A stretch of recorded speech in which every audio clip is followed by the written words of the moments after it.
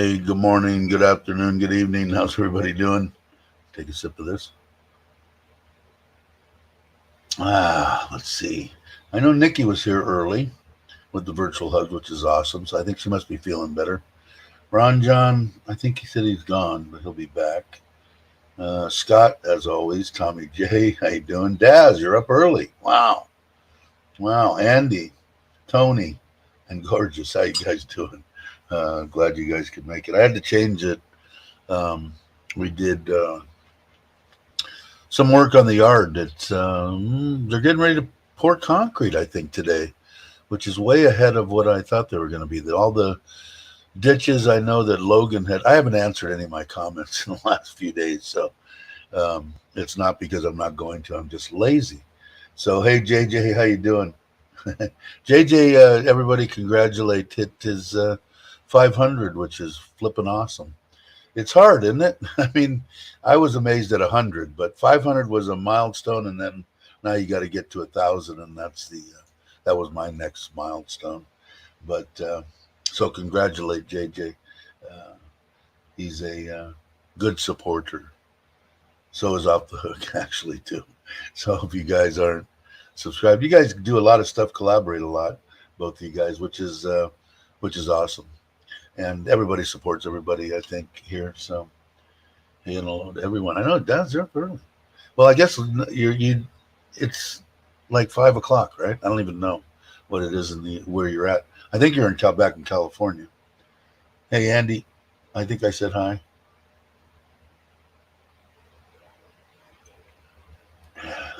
But yeah, both Ted and JJ do a lot of stuff together. I think too. Interesting stuff. I mean, I find it. I like it. So that's why I support both of them and everybody that's on evening there. Yeah, everybody that's on this channel. Hey, John, how you doing? Good day to you. 5:35. Okay, cool. I got to. I guess I found out yesterday my mom's back in the hospital, so I got to find out what's going on with that. She's not a happy woman. I don't think she's had 90 good years. I think she. I don't know. I just hope that everything works out for my mom. My mom took care of me my whole life, pretty much. First 10 years, anyway.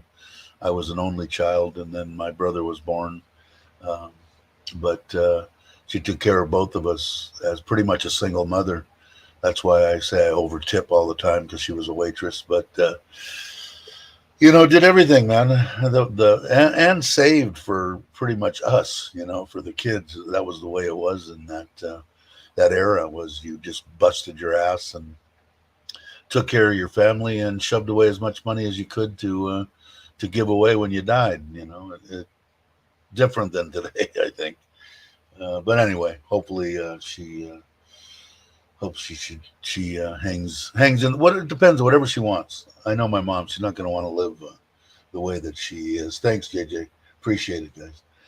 But let's see. Yeah, so they filled all the ditches in. They actually set it up for the it's about a 4 inch, I guess, slab.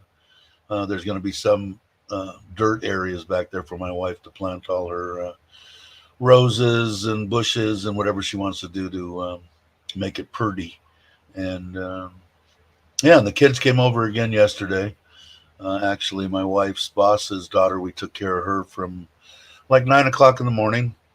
And then we went and picked up the other three of the four that were here the other day and for Children's Day. Um, and I made pizza dough, and they all got to make their own. I don't know, 5 inch pizza. So they were excited about that. So I had a long day yesterday. So because of that, I postponed the live stream till today, which I'm sure didn't break anybody's heart. uh, but it was a fun day. They were jazzed to make their pizza, of course, with ham and fake crab and Parmesan mozzarella. What did they put on it? Oregano, um, what else? Onion, a mushroom, and it was supposed to be pineapple, but my wife bought mandarin orange. You're laughing in the background, which was actually they sit right next to each other in macros. So she ended up grabbing the wrong items. But the little mandarin oranges are pretty good. So we opened one to taste them. So we'll do that. But the kids had an absolute ball. And of course, being the fantastic vlogger that I am, I didn't take one video. My wife did. So maybe I'll put a short out. But they were singing and had the karaoke machine going. It was a fun day for them. Hey John. Hey Traveler, how you doing?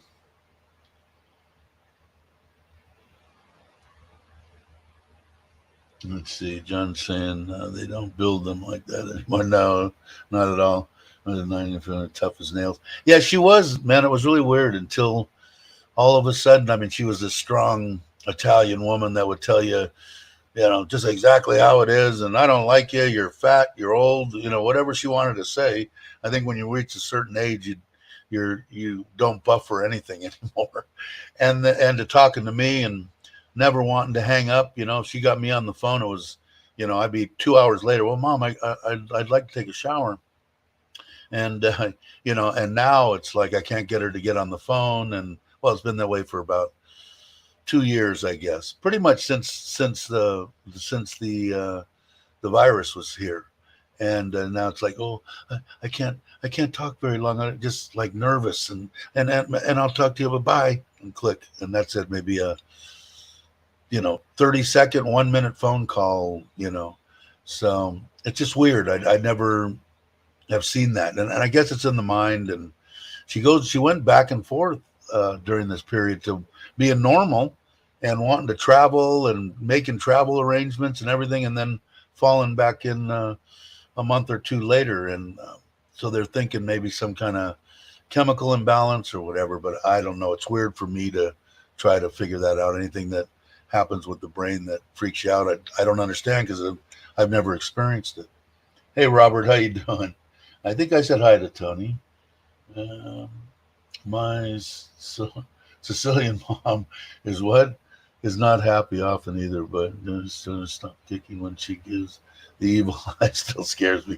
Yeah, the Italian mothers. If you, I think most people have had friends growing up that had an Italian mom, at least one Italian friend or something. They're pretty unique with wooden spoons, and I think they all went to the same school growing up. Hey, big guy, how you doing? Glad you can make it. I'm still disgruntled with how YouTube's been treating me. Why? What are they doing to you? They sometimes they amaze me, man. I noticed with somebody was saying the other day that they were making comments and the comments weren't appearing on friends of theirs that they knew they weren't, blocked or anything from. But even when you're blocked, I think when you make the comment, you see the comment, they just don't. I think I'm horrible with YouTube. Well, that's yeah, I don't know, man. The only good thing about YouTube is I get to do this and get to meet and talk to you guys, so it makes it worth it for me to put up with a little bit of their bull crap. But they get annoying sometimes and not get, you don't get notified, and I don't know. But they put the platform together. Hopefully they'll get their shit together. Lost my number in '93. Yeah, I'm sure I'm going to be absolutely devastated. I mean, she's my mom, but I know my mom. I mean, she wouldn't want to live, curled up in the fetal position, laying on a bed, and not wanting to get up to go to the bathroom, and not wanting to get up at all. Totally depressed. I mean, she just wouldn't want to live like that. I know she wouldn't. So, like I said, whatever the will of her and her God is, then I hope that it happens for her. Hey Daniel, I haven't seen you in a while. I was noticing on Facebook. I'm going, I haven't seen Daniel Da in a while, so I'm glad that you could make it. And Scott putting up all the links as usual. You're the man, Scott. I'm not getting to 1K anytime soon, dude. Really? Unsub, really? I notice they just they 1 and 2 me to death. I'm at like 19, 25, 26, 27, 28, 24, 23, 22, 24. And this is over like, a 4 or 5 day period. So I don't know what the deal is. But then it seemed like the last time I'm going, you know what, I don't really care except that I want to meet people. But I'd like to get 2,000, that's my next little milestone. But it's, I don't, then all of a sudden I'll get like, 30 subscribers. So it's weird. I don't know what their deal is. But it'll come. It'll come. Mine did. Hey, there's Ron. My best friend had an Italian grandma made the best. Yeah, exactly. They always had the good food too. Everybody kind of congregated to my mom had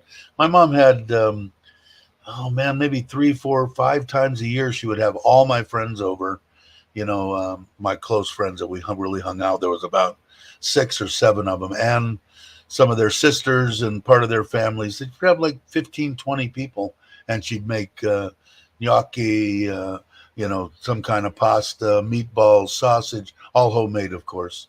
And,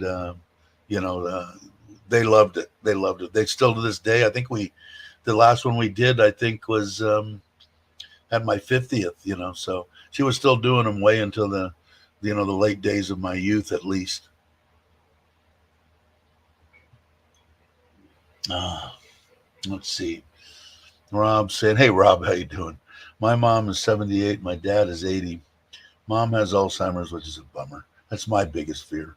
I watched my aunt pass from that. That wasn't great. And Dad just lost 2 of his sisters. Wow. It's hard taking care of her, but at least they're here. Yeah, to a certain extent, I'm with you. If my mom wants to be, hang, Mom. You're in a place now because no one can take care of her. She has to have, somebody there 24/7. So it's not feasible, and it's really expensive too. I think it's over $6,000 a month, but that don't matter. Whatever it is, it is. But I just don't think she's happy. She's just not the kind of person that would want to live that way. I wouldn't. I don't know about you guys, but completely depressed and in the fetal position, not wanting to talk to her own sons, and nervous about everything. I mean, just not a way to live, as far as I'm concerned, anyway. And Daniel's been lurking. Good to hear. Glad you're around. Hope everything's going good for you. Hey, Robert. Let's see, John. You never go hungry in the A Street, mother. In the old days, you walk and be told to eat. Yeah, exactly. And that's why I've never been. It's one of my bucket lists to go to Italy. My mom wants me to go, and meet with all the. Oh, my light died. I didn't even notice it. Light isn't that bad. Normal. Okay. She said you'll gain 20 pounds because you'll go visiting from house to house to house, and maybe visit 3, 4, 5. I got a lot of family there, and they'll make you eat every time, and you can't not eat. So, yeah, the food was phenomenal in my growing up. Although I am I consider myself a Mexican, so I love Mexican food. Second Italian, right there up with it. But I mean, give me a margarita and Mexican food and chips and dip, and I'm in heaven. I've had to resubscribe to Joe and James's channel. 7, really? Huh? That's bizarre. I know that Chuck has talked about it quite a bit, about subs disappearing. I didn't realize that it was that widespread. Now I can get to my soda water. Hello. Glad you could make it. Tom's here. Hey, Tom. Sham's here. I'm way behind, aren't I? Hey, James. How you doing? Let's see. And I believe that I saw one of your videos, Meow, that you were at Chiang Mai or something, right? Waiting. There was some kind of a meetup or something there. I watched it and it ended. I didn't see who it was. Supposed to be, what's his name? Retired and working for you, I think, or something like that. And also retired and living the dream. Les is back in Thailand after being gone to the UK for quite a while. I think I want to say a month and a half or something, a long time. A great guy, good channel. Uh, he just did a video, put one out yesterday, and then he hadn't put one out for quite a while before that. He was relaxing there, but he definitely I got out of what I was able to watch is that he is glad to be back in Thailand and doesn't miss the UK as much as I guess he thought. I don't know. I know I couldn't live back in the U.S. I wouldn't even want to visit for a month and a half, 2 weeks, I think, maybe 3 the first time I go because I got a lot of crap to do. But after that, every 4 months, I think 2 weeks. Seem like networking with other content makers is great too. Yeah, definitely. I mean, when I hung out with James and Chuck and Joe, and we did the scooter ride, and when I first met Chuck and all that, and even way back when I my channel was 0, and I did the interview with Joe, I want to say a year and a half ago. Yeah, definitely. And you can see it with everybody else, including Jim and Meow Jam, Mike and God, how come my brain every time I think of their channel and Little America, their channel, they get a big bump from that, and I think that's great. A lot of people say, oh, you should do, you know what, do whatever you can to get people to see. People aren't going to watch it if they don't like what they see. So I wouldn't. It exposes you to potential subscribers that are going to go, oh, okay, yeah, this is decent. But it you do get a lot of subs. I got a lot of subs. So thank to them always. Little Rom saying my mom doesn't even know what a hot dog is. Yeah, it is. You know, the only good thing about it, if there's such a good thing, my aunt always remembered everybody. She could forget and she'd ask you, is this your house, Dave? When she come to my house and 5 minutes later, is this your house, Dave? You know, and hey, I don't care, Aunt, you're talking to me. I love you. But she'd always remember Dave, you know, her daughter, her nephew, everybody. She remembered everybody's name all the way until she passed, which I thought was kind of a godsend. And then her oldest daughter took care of her, which is a very hard thing to do. My cousin Robin, she deserves medals. Oh, let's see what Robert's saying. I helped my neighbor who had no family find a private house who takes care of elderly, dementia, etc., and took healthy and happy. So, yeah, and we were talking. In fact, Tom's still here. We've talked a couple of times about putting up a facility. Well, he has a facility like that, and I think it's the greatest thing in the world. If you could tell me, like, let's say I didn't have a Thai wife, because my Thai wife is stuck with me now. She's gonna, and she tells me all the time that she will take care of me till the day I die. But a lot of people don't have that luxury. You know, first of all, to have a beautiful Thai wife that's as young as she is, to be able to take care of me. But if I knew that, hey, my income is $3,000 till the day I die, and I'm living my life and doing my things, and I know when I get to a certain point, I could hand that $3,000 over to someone here in Thailand and get onto some kind of a compound that would shuttle me off to get stuff and have a nurse there and, you know, a doctor available 24/7 and live my last days out there, I'd be set for life here. And I still think it's a good idea. And I know Tom has talked about it quite a few times. And maybe he will do some, because I know Tom's wife I think she's an RN. So I think it's a great idea. Great idea. Hey, Cobus, haven't seen you in a while. Hope you're well. Good man, Robert Mack. Yeah, Robert's a great guy, and I'm kind of still a little pissy that I didn't get to meet him. I gotta get a lot more mobile. Tony, sounds the quickest way to building subs. Shorts, yeah, I think so too. Although I don't. No one, I got one sub, I think, for my shorts. But people like Bobby says he gets 25 from a short, and I think Tom does too. I think it's when they look for content and what they want. They look at my channel, and I've got, you know, all mostly live streams. So I don't think a lot of people are into that, or they don't know me, or they don't like what they see, whatever it is. I think that the short is a great way, especially if you put something up. Then if I'm a normal person, I'm going to look at that short, go to your channel, and look at what you got there, and then I'll subscribe or not subscribe. And I think that's the way it works. And a lot of people, especially on here, have good channels, good content.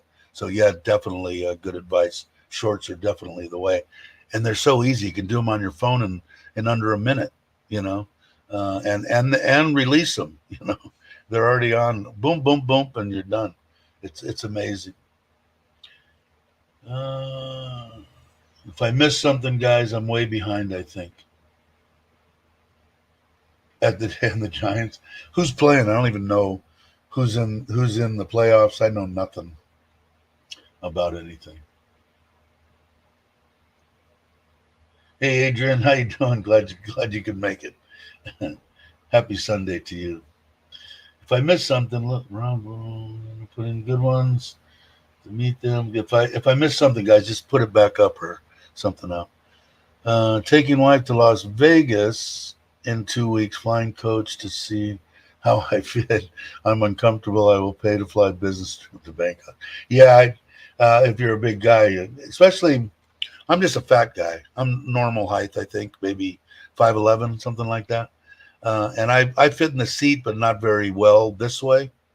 But if you have any height to you at all, there's no leg room. It's uncomfortable as hell. The Adrian Cohen. Tom has a great idea. Yeah, I think so. I think so, man. If you put something together like that, to come to some place to retire and know that you could actually retire here, you don't want to burden your children. You don't want to burden, anybody.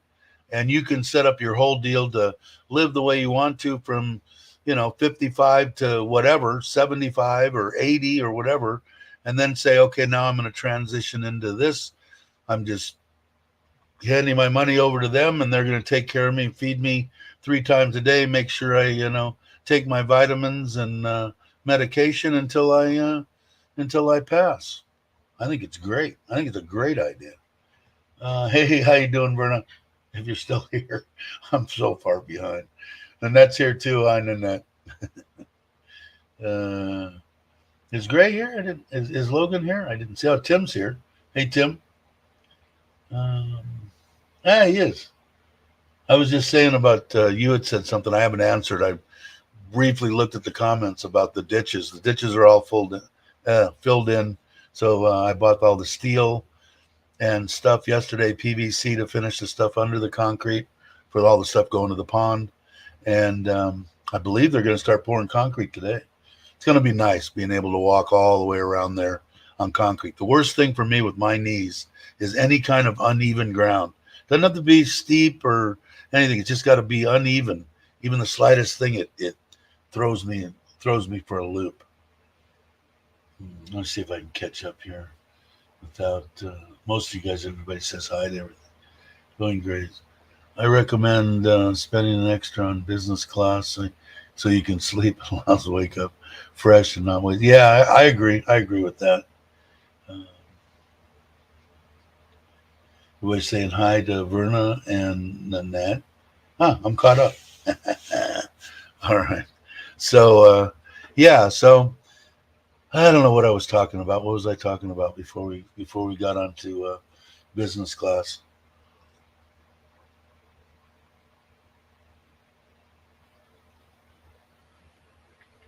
I wanted to take a big sip of that because we're out of ice and the ice is melting. Sorry, guys and gals watching NFL. Yeah.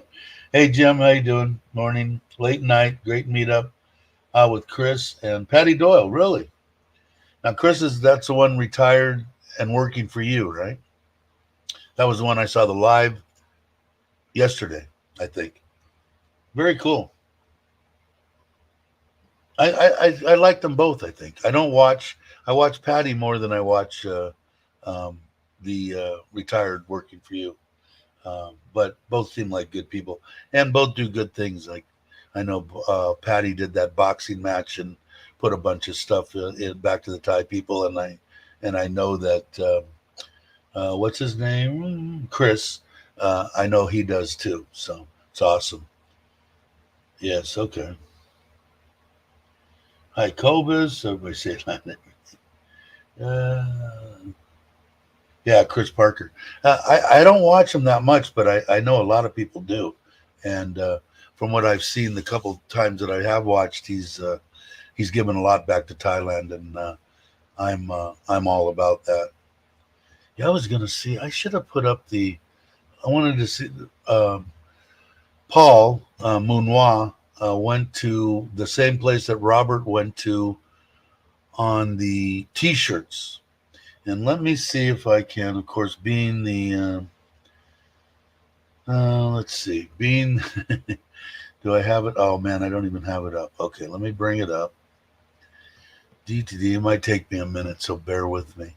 He went to that same that same place that where am I at line? That Robert went to on the T-shirts. So let me open up line here on my computer, and I can go to his. And I think I can pull up. The guy did a preliminary little deal in the computer, and let's see what you. This will. Let me see. I think I have to save it, upload it to. No, that's share. I want to download it to here, and image, and shirt team, and save. Now I can go. Okay. Thanks for bearing with me, guys. I'm such a some of these. Let's see. Uh, uh, uh, um, Let me do this. I think it'd be easier. Let me go here. Let me go to this. Let me put add. Where did it go? I didn't see where it went. Damn it. It's not there. Ah, where did it go? That's pictures. Maybe it went to downloads. I did. All right. So let's see. It comes up. There we go. Can you guys see that? Let me know if you can see it. So anyway, above, across, maybe across the shoulders, almost like a top rocker type deal. Got to Love Thailand, maybe Live Life to the Max, and that you could see the Thai and the American on the sleeves, and then the little, of course, the little one on the front will say that, and then YouTube probably, or something like that. And I think they were. What do you guys think of the way that looks on there? Nice, look great.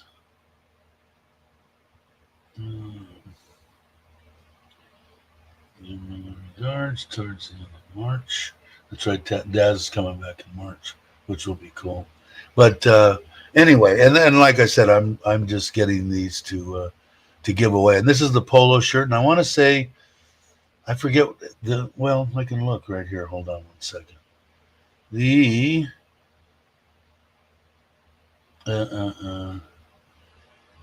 let's see. Come on, there it is. The polo for 25 or 400. If I buy 50, they're 370 each. So what would that be, like $12 or something?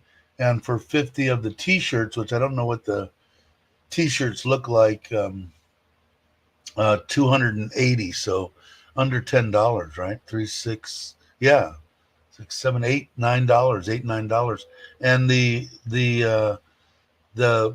I also asked him to get the real thin material. Let me get this down. How do I do that?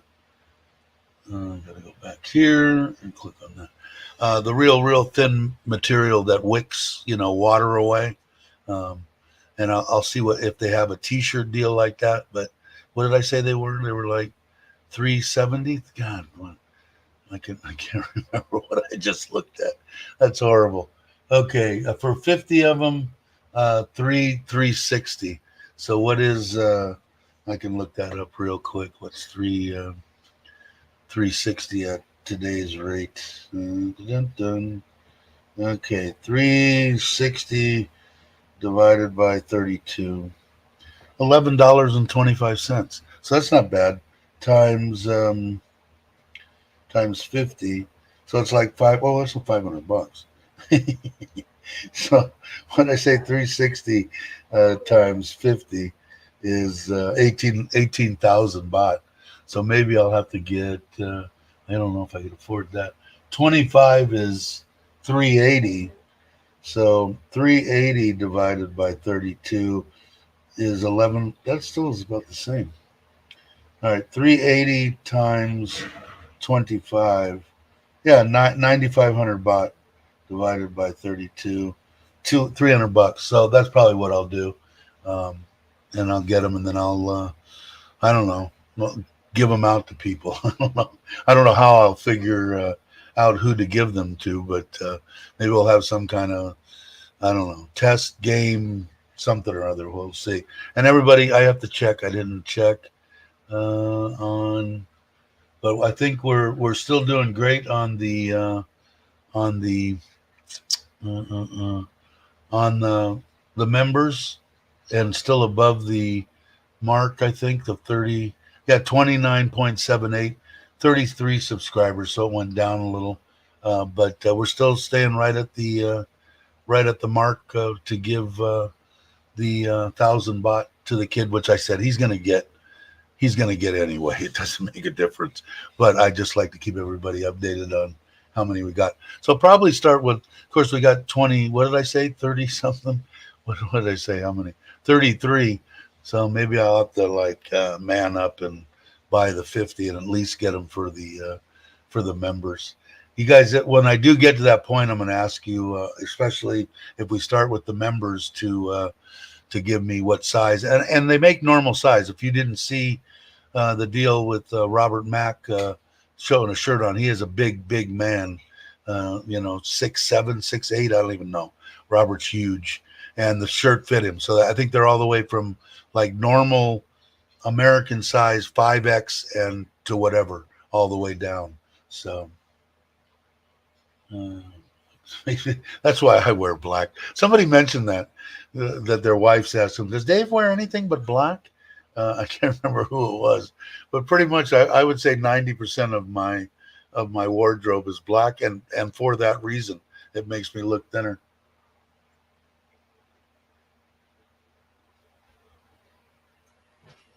Uh, Raffle them based off Super. I could do something like that too. That would get the wife some money. Like I said, if she wants to, if there's people really want them or whatever, and not going to make much of anything on them. If anything, I'll leave that up to my wife.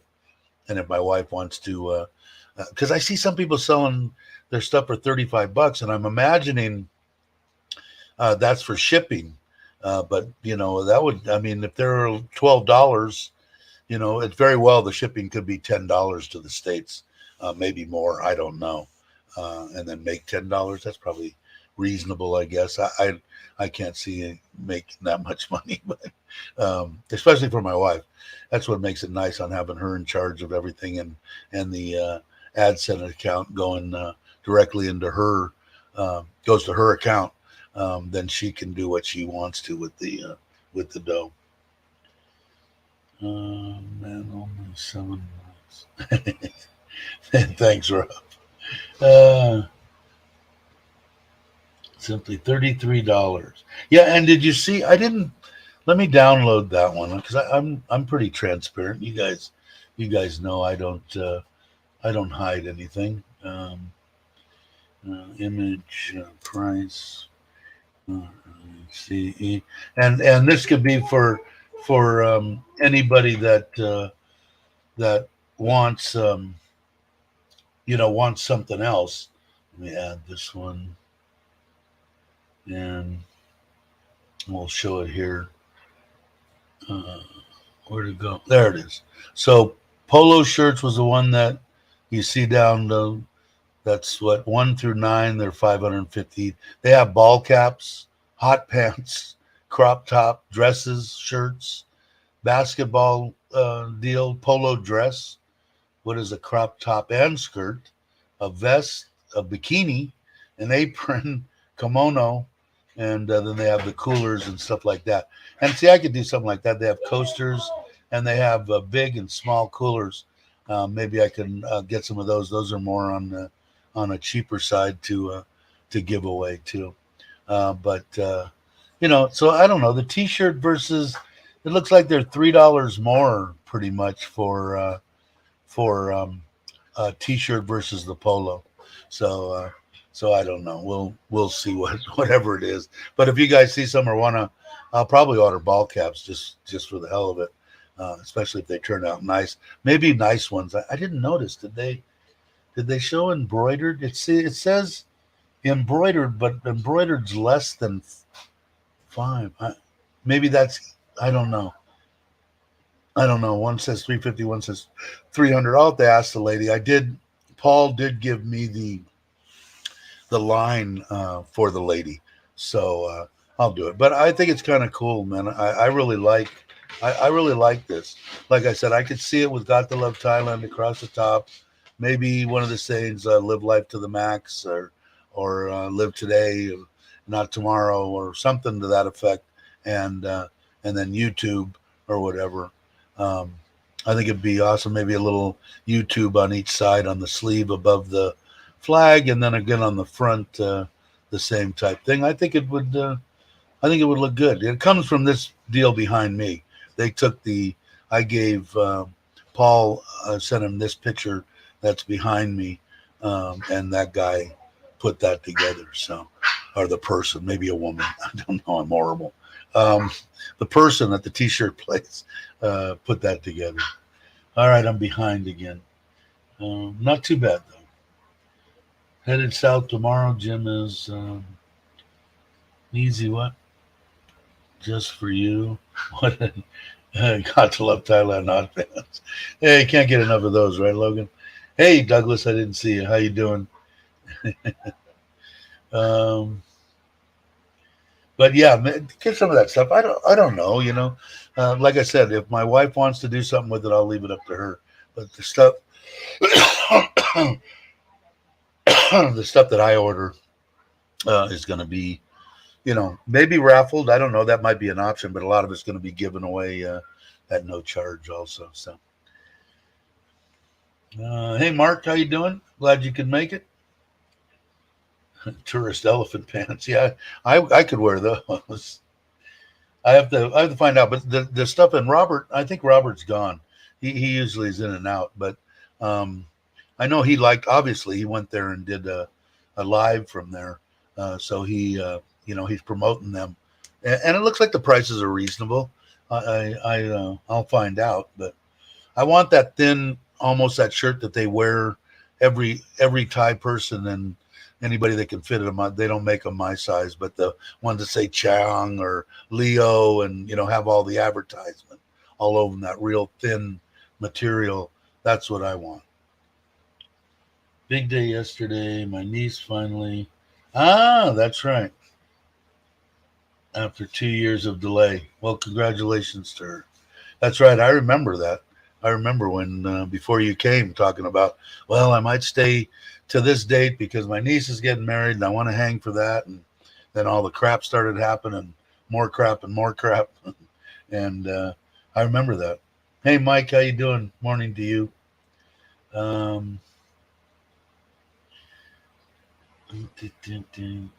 Okay, I'm caught up. Wow. Did I leave anything? No, I'm caught up. I can have a drink of my just soda water with one piece of ice in it.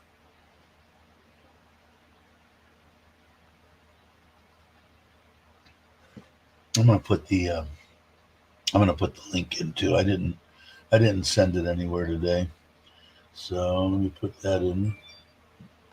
Anybody that wants to come on and rap. You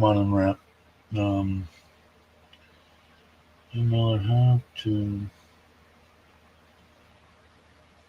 Run, John. Have to look at the route, but we'll be back in a couple of months. Now, when are you guys going? When do you start in Pattaya? Thailand Fall Spirits. Yeah, that'd be a good one, wouldn't it? But when do you go into Pattaya, Jim? And Meow?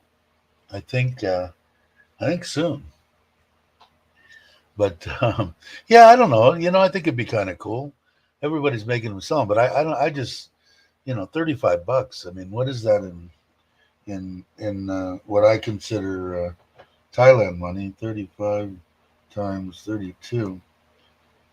Yeah, it's 1100 baht. I guess that isn't horrible for a shirt, but I don't know. I just find it hard to, and it's got to be the shipping. If anybody knows what's the shipping, anybody ship a shirt or something that would weigh similar to that from the States to Thailand? Anybody on here send anything to Chuck or Joe or something? Let me know. I'm curious. Hey, Baldy, how you doing? Glad you could make it. Hey, Bo. I know Bo is in. I watched Maui was doing a live stream before I went live this morning, and was walking right past where Bo is. I believe you should. Her husband is in the hospital there, so your prayers and um, keep him in your prayers. I think he goes all the time. I think it's an ongoing problem, but by all means, do it. So I don't know if they met up in the live stream because I had to leave, but maybe Bo did you find him on what was it, Soy 11 or something? I don't know if you found him or not. Someone from this USM, $27. Wow. So maybe that's why, because you'd have yeah, you'd have it'd be more than that. Well, maybe it's got to be either that or they're just T-shirts and they're only paying, uh, you know, 200 baht. Because my wife said the ones that I had done, the cheap ones for the workers that she had done. Hey, baby, is that shirt back there still? The one that's still in the package?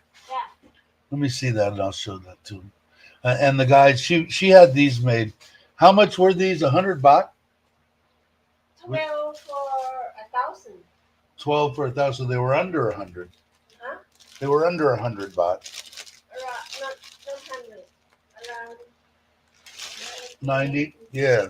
So they were under 100 baht, but they're also. It's actually a collared shirt. It's actually not a bad shirt. Now that I'm looking at it, a collared shirt. Can you see the collar? Collared shirt. Nothing on the front. It does have a pocket. Where's the smokers? Tim. This one's for Tim. Tim has a pocket, and then it had. She just took that off the, um, and that phone number on the bottom is actually to the cousin that does that does the does all the work here, and it's a long sleeve. Huh? It's actually a lot better than I thought it was for 90 baht. So maybe I'll have to check into that. Ron's back here, so we'll add Ron. Hold on, let me change the scheme here, Ron. There he is. There you are. How you doing, sir? Hey, How are you? morning. I'm pretty good. Morning. Good, good. Yeah, I'm really surprised on this shirt. It's a lot better quality than I thought, and it is that thinner material. So she's gonna check and see the artwork. All they did was just take the picture that I had and put it on there, and then it's not the greatest quality in the world, but 90 baht. So what is that? I don't know, $2.75, something like that. So I don't know. That must be because if he's saying it costs $27 for shipping and they want like 35, then and it's a polo shirt and they're getting them from that company, they're losing money. So something must. Hey, Paul, on the go. Haven't seen you in a while. Glad you could make it. Just ended my live. Glad I could make. Glad you could. Thanks for coming. So Ron, what's up? What are you up to? Not much. My wife's setting up a food stand, a noodle stand at the temple this week for Ah, Chinese New Year's celebration. You know all that. Yeah, if somebody, so if they're close to you, by all means, go over and buy some noodles. Um, Yeah, it's in. but- We're in Fitzenalo, so it's a it's a pretty good sized temple. But she's coming over here every day and taking all my stuff over there, my electrical extension cables and my bowls, and I'm pretty much, I'm getting thin over here. But it's only for 10 days, so we'll be all right. so that what it goes on for 10 days. Wow. Yeah. Something like that, around maybe for the week. But they get a lot of traffic, so she's gonna give it a Rob shot. wants you. Rob wants you to jump to the full beard. Yeah. Yep, Rob's always got Uh, my sit. He's got my back, Rob. and Daz is saying hey to Douglas. Let's see. I'm not missing it. I'm caught up now. I thought I was behind. A bit You're chilly doing this good, Dave. morning. You stay up there. You amaze me how you can keep up with the comments, because I put in a lot of comments. You always catch most of them. You know what I mean? I don't see how. Like we got usually we're between 25 and 35. Right. Occasionally it gets up to 40, but when it gets up above 30, it gets a little bit tough. But like I don't see how. Well, I know how James and all them. A lot of those people they put it on. There's a slow deal where you can only comment every 30 seconds, so Right. it slows things down a little bit. I haven't had to Ja- do that yet, but James it is is a slow. 190 miles an hour all the time. Uh, Anyway. and he just goes boom, boom, boom, boom, boom. He's good at walking and talking and live streaming for sure. Right. Way Right. better than me. So I Daz gotta is stick saying with us cool. old guys. That's right. And there's Tom. That's tomorrow night, right, Tom? 8 o'clock Thai time, I believe is 2020. So by all means, try to catch it. They have fun. A lot of the times, I think Richard tries to make it over there, and they have some fun. Basically, same type thing we do. We just sit around and bullshit about whatever we want to. Yeah, I haven't seen Poem for a while. You and I watch. I've caught a couple of your live streams, but I'm kind of I don't know exactly what. I think you're selling something, right? Some kind of a 3D print. I don't know. I'm horrible. I just stop by. I try to stop by and at least put in there, give a thumbs up, and go because It's getting to the point now where I'm like subscribed to. I don't like to subscribe to a channel and not ring the bell and get notified, but that is a possibility in case people are wondering. Well, I don't want to subscribe because I don't want to get notified. You don't have to. You don't have to get notified, and it helps a person if you subscribe and not No, ring the because bell. you know what, Dave? When I come in every time, I hit that. I try to hit that like button, the notification bell, and make a comment. And I don't, you know what I mean? I don't have to resubscribe to anybody, because I make sure I do that every time. I try to anyway. You know what I mean? All right. Yeah, But it's when weird. I know everybody's talking about they're getting unsubscribed, and like I said, Chuck even brought it up in I want to say two or three of his videos about right, and I think Chuck lost like mass. He woke up one morning and was like down 2,500 subscribers or something. And I don't know. Don't hold me. It was a large amount right. of subscribers. But well, I just got notified that I'm live. Huh? Imagine that on in my Gmail, YouTube now live on your channel. Got to Love Thailand live stream. Uh, that's good. That's funny. Let's see what Grace is saying. I did a random walk and talk live stream. Only 3 people in the chat. And I'm about to trip trying to read the comments on my phone as I walk. Yeah, I think he keeps one that he looks at. I know on his scooter he has one like filming something, and he's got another one that he's reading the comments on. I don't know how he does it either, Logan. He's quite amazing because I couldn't because if I fall more than likely I'm breaking a hip. And like I told you before, Mike's 2 Wave did that. That's my biggest nightmare because I remember when I was a kid, oh, Uncle Bob fell and broke his hip. And that was how we regulated. Boy, he's an old bastard. So I don't want to get the broken Yeah, hip thing. And break the hip, but don't break the phone, Dave. Break the hip. Yeah, yeah, Don't no, break the no, phone. no phone, or spill your drink, right? As long as I broke my hip, but I still held my beer. You But didn't spill a drop. yeah, it is. It's hold on, let me get back to my channel Yeah, here. go get on the note. I'm on my phone, so I'm not getting looking at the comments. So that's probably Oh, I good see for me Jake's here. because I always like to have another comment on there. I Yeah, like to yeah, for get the sure. last word in. Hey, Jake, how are you doing, brother? I'm waiting for you to come back. Me I too. know I think he's coming. I think we're at the same time as Daz, March or April, right? Something like I that. think I Jake's think I coming asked all of closer them. to May. May, he's moving it back. I think so. I You're always moving know it the when wrong Daz way. is here because everything tilts a little bit towards the south. I'm in Sorry, central Jake. Thailand. When Daz lands in Pattaya, the everything kind of rolls to the south, gets pitched to the south a little bit. I say You know Daz that is he's in in it. now. Yeah. Yeah, it's Jake. It was a privilege to meet Jake and his wife. Just great people. I've been lucky.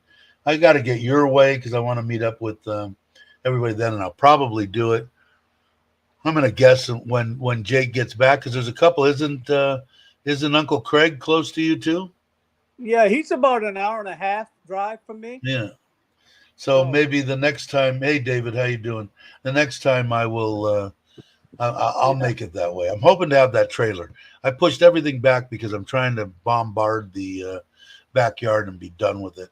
So the trailer I want to get because I want to start camping, and it just costs everything. Money makes the world go round, so it just takes money. A Yeah. couple months ago, well, I was unsubscribed from almost all the channels. I was subscribed. I remember that because you came back as like Traveler 222 or something, or there was something before that, or you were Traveler 222 before. I can't remember. Buttercup. It took me a week to figure out which channels to resubscribe to. Cool. I'm glad, Traveler. Tomato I'm hoping mango. everything works out for you in the long run, man. I Oh, you really want the do. bag? Our whole crew here is wonderful. Craig's 90 minutes and 5 minutes from my brother-in-law's, and your music. I know your musical nephew. Cool. It's sad. I would rather to watch your live streams than watching the NFL. I want to Thanks, drive Rob. Hey, Gator Jake around all over town, but he never calls me up when he's here. he's hiding. He might be in hiding. Just great people. I mean, when I got to go there, the only thing that I regret when I met with Jake is that I didn't go out with them all that night. I think because I'm still jonesing to want to look into a bar and walk down Walking Street. I've never done that. I don't. I want to experience that. Just looking at it, in case anybody's being disgusting. Not disgusting. Like I said, man, I love my So wife, Dave, so I'm doing nothing. Yeah. I wanna wait for the day when we get Hey, Chuck. together with you and me and Craig and Gator Jake, and I guarantee you'll not get a word in edgewise with those two guys. That could be. Well, everybody say hi to Chuck. And are you back? I don't even know. I just watched your video this morning. Did I watch the whole thing? Hey Chuck, What were you doing? You were talking about a border run and the Freedom Bridge and how they come across. I don't think I finished watching it. I tried to. Chuck puts them out perfect timing for me. I pretty much catch every one of Chuck's video. I don't comment on them, which is kind of stupid, but you guys should comment on videos that you watch, even if you say hello. I It comment helps them. every time. Yeah, it definitely helps. But he puts them out at like 5:30. I think it's on an automatic thing. Chuck had told me it's an automatic release, and it's like 5:30 in the morning. So I'd just gotten up at 5, had my cup of coffee, and bing, Chuck's come up, and I can go ahead and put it Yeah, I on. missed it this morning, It's a but I'll get it mystery. later. Yeah, he's turning into Chocolate Man in Thailand, James. It's a mystery where he is, but I know that I think it's probably because it's coming out in the video tomorrow. Because you have been a little secretive about where you're going. I think just to suspense the your audience. 6 a.m. Okay, that's when they come out. I thought it was like earlier than that, but yeah, he puts it on a timer. I think. Bing, it comes out. I But always thinking 4 days, but it's a mystery. 4 days what? 4 days behind? Correct. Okay. Starting next week, I won't be around much. Wife and I are moving to a new house. Cool. I hope that's cool. I mean, I hope you're not moving because you don't want to. Everybody's saying hi to Chuck. But yeah, and I enjoy, like I said, from the beginning, the reason I think that I started watching Chuck, and he raps about it occasionally, about he never tells anybody what to do when they come here. When you come to Thailand, you must get this paper, and this paper, and go here, and then go. No, it's always this is what I do because it's going to be different wherever you are. But you can kind of gauge yourself a little bit on what I'm having to do, and by putting it that way, it doesn't confuse people. But I'm sure there's some morons that still get confused and think they're being told something. I don't know. It's amazing. Morons? Some people amaze. Morons? What's that? Did you say morons? Yeah, morons. They're all over. Stupid people, same thing, I think. But they're amazing. Yeah, I don't get it. Chuck gets 300-400 comments a video, I think, and he gets more of a chance to experience them as me. I don't get them. Joe gets a few. I'm sure James gets his best videos. Some of Chuck's best videos are when he's doing his rant video about some of the comments he gets, and he really he probably loses subscribers. I think when he does it. I think it's a must. Once in a while, you have to rant about stupid people, and it's hard not to. And I think me and Chuck are a lot alike in that aspect. It's a hard to bite that tongue and not spit it out there. The best way to do it is try to think about it before, so that you put it in such a way that it's not. I don't know. I spit it out. I think Chuck does too occasionally. My favorite, one of my favorite sayings is taste your words before you spit them out. Yeah, that's what it should be. But sometimes you can't do that. Chuck's cleaning house. Let her rip. I still wanted to get back. I was hoping to get down there and go golfing with Chuck, and I haven't had a chance to do that. This backyard's got me screwed up. But hey, Maui, there's Maui. Maui did a live stream this morning. If you guys aren't subscribed, please subscribe to Maui Howie. He did your live stream this morning was spot on. I think when I left, you had 10 or 11 people, and you were complaining you didn't know if you liked doing it or whatever. Just keep doing them, man. Yeah, you're doing great. I know Mike was there. I saw Mike there. Maui Gray's missed Logan missed your deal, but I'm still going to try to. I don't know. Chuck's he's going on a lot of. He gets antsy. He's a week, I think, and he's ready to go do something else. He's got a lot of big plans this year. If you guys don't, I know most of you people came from his channel, so I know you watch him. But he's got a lot of stuff planned. I think Japan this year. I know Vietnam, a bunch of other ones, which I would like to go to Vietnam, and Japan's way on my bucket list. Yeah, Hawaii. That's right. I just Chuck's idea, I think, and most people's idea of going to Japan is going to the big cities and stuff. And my idea is to go out into the fields where they grow the koi and wander around up and down hillsides, looking at koi farms across Japan. So I have a different aspect of why. We're not that far from Japan, Dave. I know, but I've never been there either. I think it's a beautiful country. Yeah. I've had a couple of friends go there. I think Chuck's been there, right? Didn't he do a video on it? I haven't watched the video. I haven't watched some of the old ones yet. I try to catch them every now and again. But I know it's expensive because they're real estate. They don't have much real estate. So I know it's expensive to go there. But I had a couple of friends, kids and stuff, go there, and they loved it. They said it was awesome. Yeah, see, Mike liked it too. You're doing a great job. So I would just stick with it. So yeah, so I don't know. I'm gonna check with Chuck because I wanna. I've been jonesing to. In fact, I was gonna. Chuck's still here. Have you been? I know you've been to Koh Samui.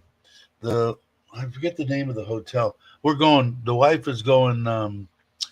She has a seminar in Suratani on the 3rd, and we're leaving out of here. We're going to spend the night in Bangkok with the kids, and then we're driving. It's an 8-hour drive from Bangkok to Suratani. So I don't know.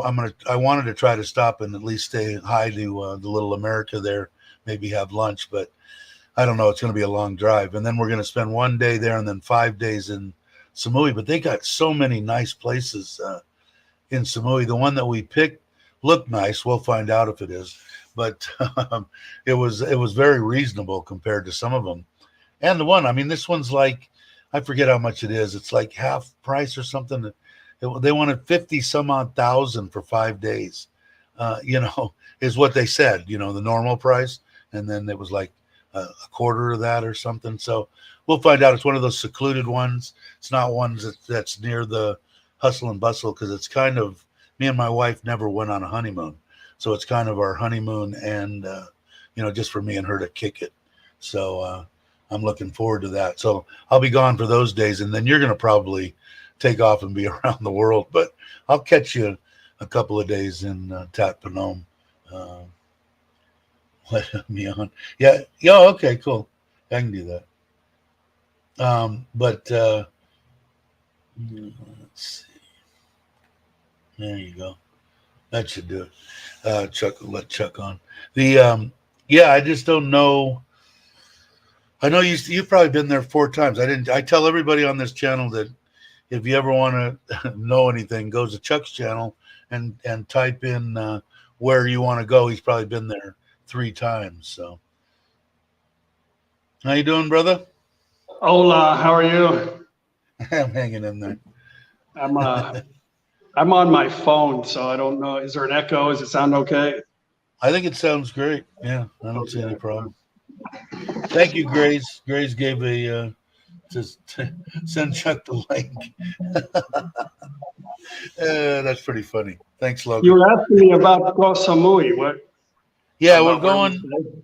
Yeah, well, I want to tell. Well, I can tell you the name of the place, because I don't care if people know, is, and you can check it out. But I was stupid because, like I said, everybody that comes on that wants to know about stuff, and how come you don't do, vacation thing? Because everybody that I know does them 200 times better than me. And if you want to know anything, go to Chuck's. He's probably been there 4 times to any place that you want to go. And then here I am. I can't figure out. I don't use my own suggestions, I guess, is what I'm saying. Yeah, let me go to my. I think it's in my. It was really weird because I did it on the computer, so instead of going to my Agoda, I wasn't checked in. It didn't go to mine. It didn't give me the deal, but it looks like an awesome place. But especially if you want to just the low key. Okay, that's not it. Where are you? Boy, I'm really horrible at putting anything together. Let's see. That's love. There we go. Address. What's up, people? Hello, everybody. Hey, Daz. Comical as usual. Where did Ron go? Did I squeeze him out? Oh, did he? He did. He I guess he bumped off. Let's see. Customer service. That was that one. I thought it was the one right underneath there. Now I can't find slide. Ron, where did you go? I was going to give you crap. That's why I came on the show. Oh, here it is. Okay, it is called the. How do you say BAAN? Bon Hin Sai Resort and Spa. Yeah, Ban is a house in Thai. Bahin Sai Resort.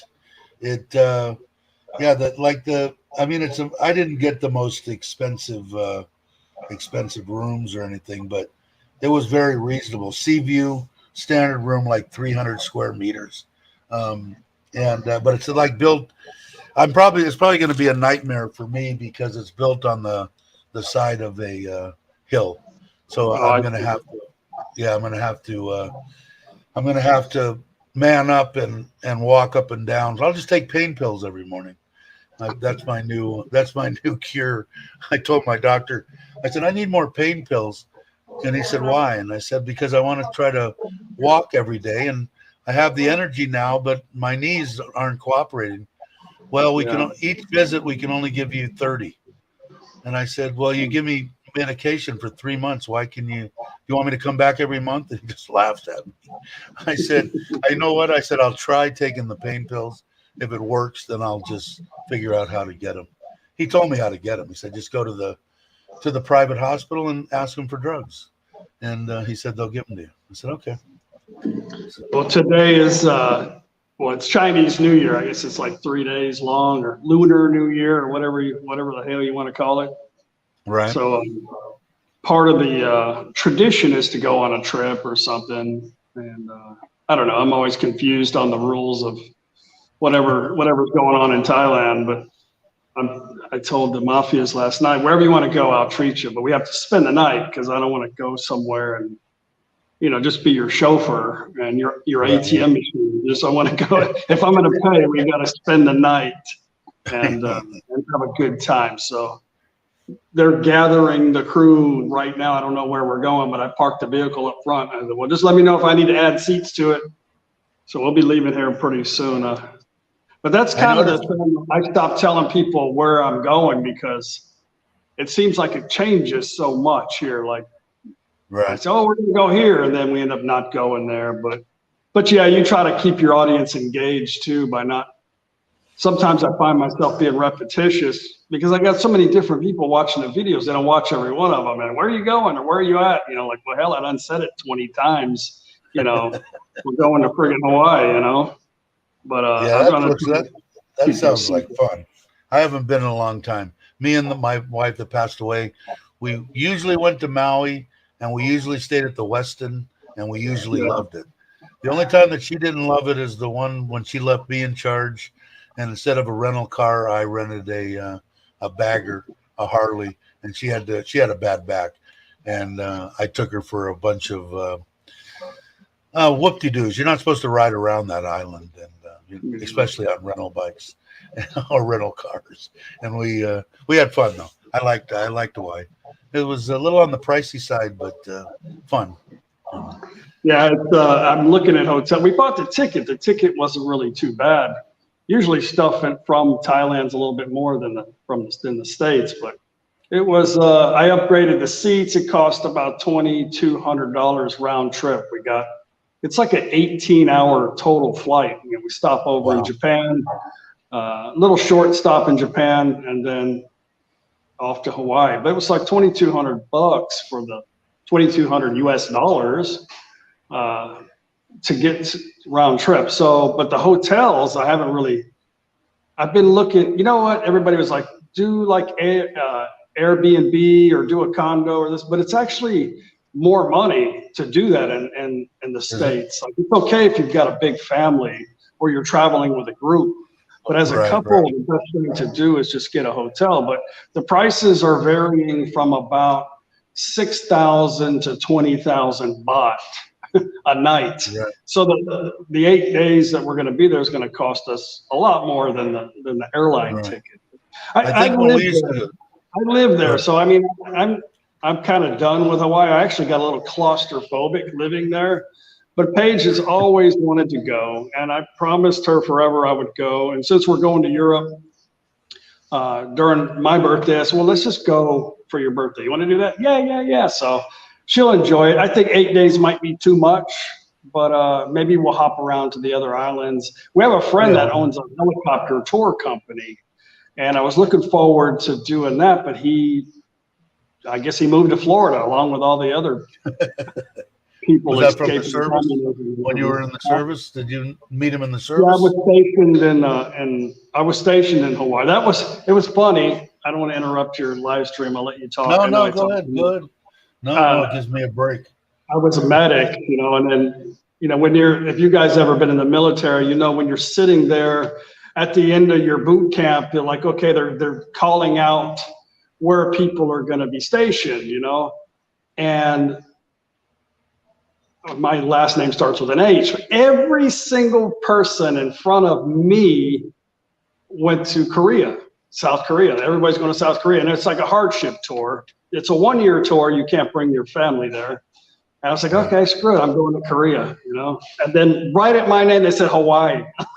And everybody went to Hawaii after that. I was like, what the shit? And everybody's like pissed. Or like, they call that Port Hollywood, It's like, wow, okay, cool. But, I wasn't really, it was okay for a little while. I had kids there. It was very expensive. So it's only so much you can do with kids on the island. But from there, I immediately, that's exactly when Desert Storm kicked off. So that's, I didn't, I had to leave my family behind there. So, but anyway. Yeah, my niece that we raised from, what was she, 11.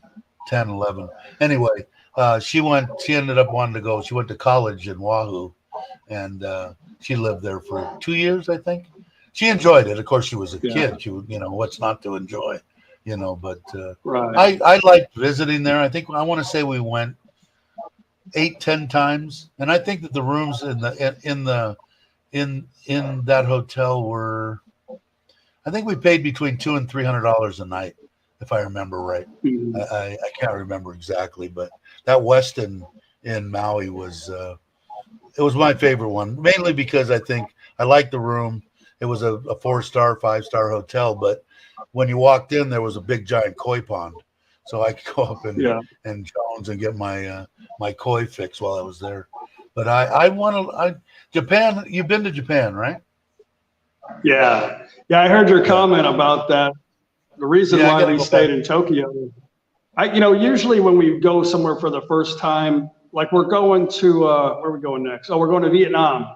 I've been to Vietnam. Right. We traveled around the countryside, but this time I want to go to Ho Chi Minh in Saigon, whatever the hell you want to call it. But we stayed in the city in Japan because it was our first trip.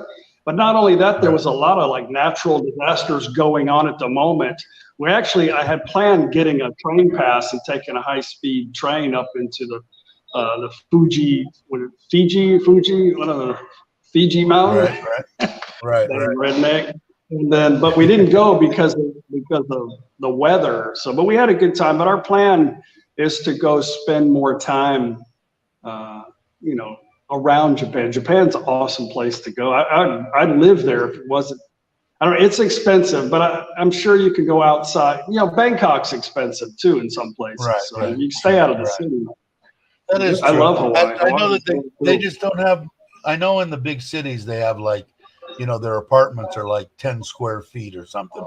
Just enough room to sleep in a bathroom and a little kitchen. But that's because they just don't have the footage. They don't have the actual footprint in the city to for the people that they have. But I've been wanting to go for 20 years. They have trips there that are just for koi people. You can get on, they take you up into the mountains. They do everything. So I'll have to see someday. But Vietnam, like I said, I got a bad taste in my mouth because I'm from that era. So Vietnam is a dirty word in my language, but I got to get over that. But I saw Patty Doyle's. I was totally impressed with the cinematography and the way that he did his drone. I don't know if you watched any of his stuff, but the first couple of ones when he was in Vietnam, it was some of the most gorgeous scenery I'd seen in Southeast Asia.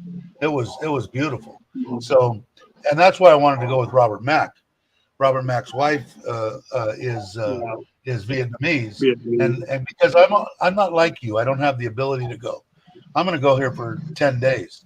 My wife, we take 2 vacations a year, one by ourselves for 7 days, one with the family for 7 days, and the other week we split into like 4 and 5 day weekends.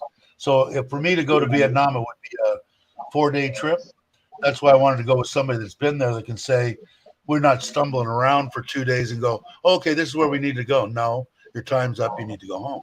So I need to go with somebody that I'm a ground and pounder. Like I have more fun. Like I do take people's advice in consideration, and I do take notes and stuff. And, you know, I do some research on things that are going to be where there's a lot of entertainment, but me and Paige are both the same way. Like we'd rather just hit the ground and just walk around blind. You know, I think we have the most fun times doing that. And when we go with groups and people are taking us here and there, it's okay. But I just rather just see, like, I don't know, like you said, you like to go to the outskirts of the city and just look at the koi ponds. Actually, we're like that too, but we just like to kind of stumble around and just find a new adventure. That's really what the traveling is for us. Not really to go see the Eiffel Tower or any of that shit. But, you know, as cool as that is, we love to stumble around. It would be the same, I think, for me if I had the luxury of having 8, 10, 12, 15 days. If I have only 4 days, you know, by the time I stumbled around to the places that I'd really like to go, I don't have time to go and spend any time there. Why Trippin said, and the reason I brought this up is because in the video that I watched today, you were talking about horn honkers, and I think they thrive in Vietnam, don't they? They use their horn for everything. Yeah. They're not doing it aggressively. They're just saying, hey, I'm here, beep, beep, beep, beep, beep. I'm like, okay, well, everybody's beeping all around me. So it's just like, oh, this is crazy. You know, I couldn't drive there, I don't think. I don't think I could either. So what's up with the 4 days? Is that because your wife works, or what do you mean by you only have 4 days? Yeah, because she's got like 3 weeks pretty much vacation a year. We take 1 week just for me and her. We take another week for the whole family, like when we usually go to the Serenity in Koh Chang, and then we split up the other week for 3, 4. It's really weird too because now I'm in tune with government holidays. Hey, the king's dog was born on this day. You have the day off. She gets weird days off all the time, and sometimes she'll get a 4-day weekend that I don't even know about. So now I've got an actual list of all the days that she has, so I can start looking at it and adding a day here and maybe get 5, 6 days, you know, on something. But because I still haven't been to Laos. I still haven't been to Cambodia, Vietnam, everything that's real close that I can damn near throw a stone at and hit. I haven't been yet. A lot of people say, why don't you go to Laos? You're right I can see it from my house, but they tend to forget that it's been closed for 3 years. Right. And now they just allowed people to come over here. People are coming over here big time buying stuff because there's not a lot of stuff available. Everything's depleted over there, you know, in their country, and what's there is very expensive. So they're coming over here. So if you like nature and waterfalls and mountains and searching for a good meal, then go to Laos right now. But where we're at, that's about all you're going to find. Now, I want to go to Vientiane up north a little bit. Right. I'd like to go take the train. They built an awesome high-speed train system. I'd like to take that, you know. There's a lot of things I'd like to do, but right now going to Laos I don't think is very appealing. Right, because you see, what happened to me, because I'm the biggest procrastinator in the world, I never got my passport done. I have 1 page in my passport book. So on the 6th of this month, I mailed it off. Finally got my wife to put everything in there, paid for it online, went and got my 100 baht little voucher deal for them to mail it back to me and sent it off, right? I checked every day online. No, we don't. You haven't got it. You haven't got it. All of a sudden, in process, I'm going, cool. And then it says 6 to 9 weeks. And I go, okay, genius, your visa is up on the 19th of February. So on the 19th of February, you're going to have no passport and no visa and be standing in the middle of Thailand. So I didn't know what the hell I was going to do, right? So I called the embassy, and you know, the U.S. embassy here in Thailand sucks, and I hope that they watch this because you suck. And I got him on there. I said, I need to talk to somebody. I'm really concerned that I'm going to go to jail on the 19th of February. Well, why do you think that, sir? Because they have that blah blah blah. Explain it to her. Okay, hold on. Comes back. You need to send an email. I said, I've already sent an email. I don't trust your email service either. And I was nice to her. Don't get me wrong. And yeah, and she goes. Now then, I got a little bit not nasty, but I went, okay. So what you're telling me is, I'm a U.S. citizen. This is the U.S. embassy, so a U.S. soil in Thailand, and I cannot talk to a person on the phone. That's correct, sir. You need to send an email. Okay, thank you very much. And click, I hung up as she was talking.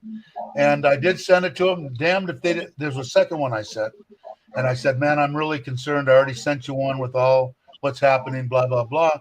And hell, if they didn't get back to me 2 days ago and said, this is what we can do. Your passport is already being made in the United States or whatever. But we have your original passport in our hands right here in Thailand. We can send you back your original passport and you can get your visa on the one page you have in there. But you have to send it back to us and another 100 baht for us to mail it back to you when your new one gets here from the US. Yeah, I said, hell, you got it, you know. So but being a procrastinator sucks, and I've been one my whole life. It's just horrible, man.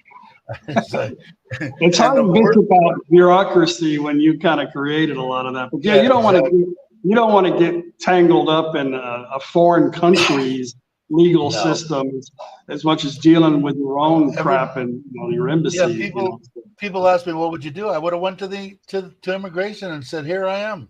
What do you want me to do? You want me to jump through hoops? You want to put me in jail? I wouldn't have tried hiding because I wouldn't have wanted to have like a 15, 2-week, 3-week overstay because I heard they put marks in your passport. I mean, I don't know how true that is, but I don't want any problems.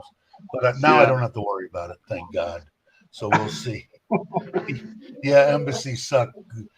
Yeah. Logan agrees with me. But they won't. And the first time I went there, when I came here, I planned a flight from here to Bangkok, stay one night, come back to Kamala when I was in Kamala.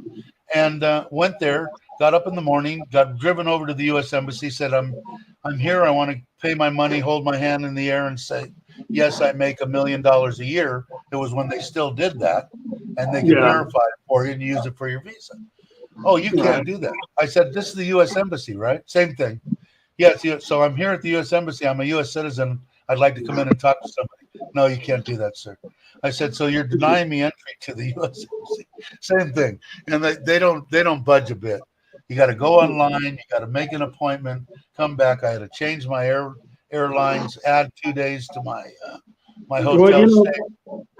As frustrating as that all is, and I know, and I kind of get frustrated over the immigration system here too, but sometimes we got to step away and think, if they were able to just kind of twist the rules or do things at will, if they had that power to go outside of what's written for them, what they're supposed to do, could you imagine how screwed up things would be?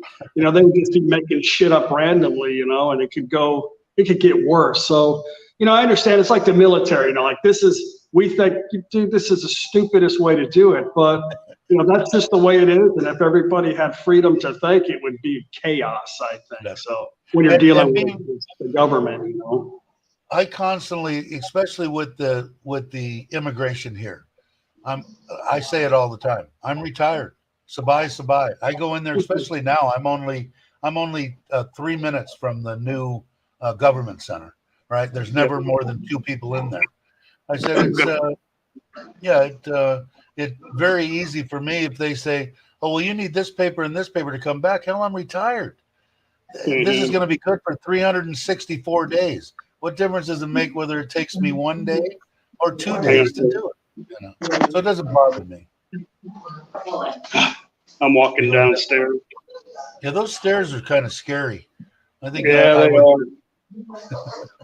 I envision that's going to be the death of me one day. But I did put down these little Ah, yes, skids. For Yeah, tape I like that. stuff. Yeah, I like that.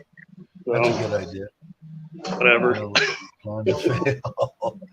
Australian MC is much better, Mark says. Hello. Hello. Hello. How are you? Luca Manel. Oh, Did she get her red chopsticks? yeah, we got her red chopsticks, and I saw that. I think we were in Khao Yai. Yeah, we got them in Khao Yai. Yeah, I saw Look that at one. Paige's wall of fame here. She's got just wall to wall pictures now everywhere of all the trips. So we're gonna run out of wall here pretty quick. Hey, I had another my bicycle in the up and coming videos. You guys will hear all the drama about my e-bike, but it'll be exclusive here on Gotta Love Thailand. Look at my battery pack. I got an extra battery. I've been going on really long bike rides, so I got an extra battery. But check it out. This thing looks like a friggin' bomb. Look. Oh shit! You better not leave that out in the open. That goes inside the trunk, right? I was like, I'm never gonna be able to take that on an airplane. They probably tase me. Your mother did rat you out in Joe's latest video, saying that you're going to add a battery to her green hopper or whatever.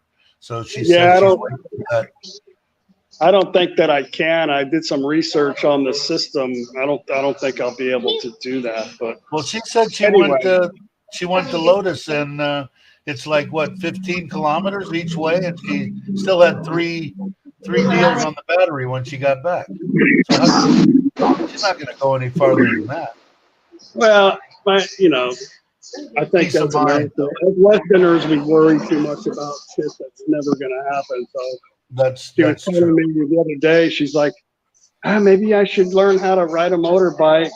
And I said, well, why, Mom? And she's like, well, I don't know anything about the tires on the Kia. And I'm like, well, do you know anything about tires on motorbikes or cars or bicycles? What exactly do you know about tires? What are you worried about? You know? Tires can be changed. I'll send you tires if you need tires.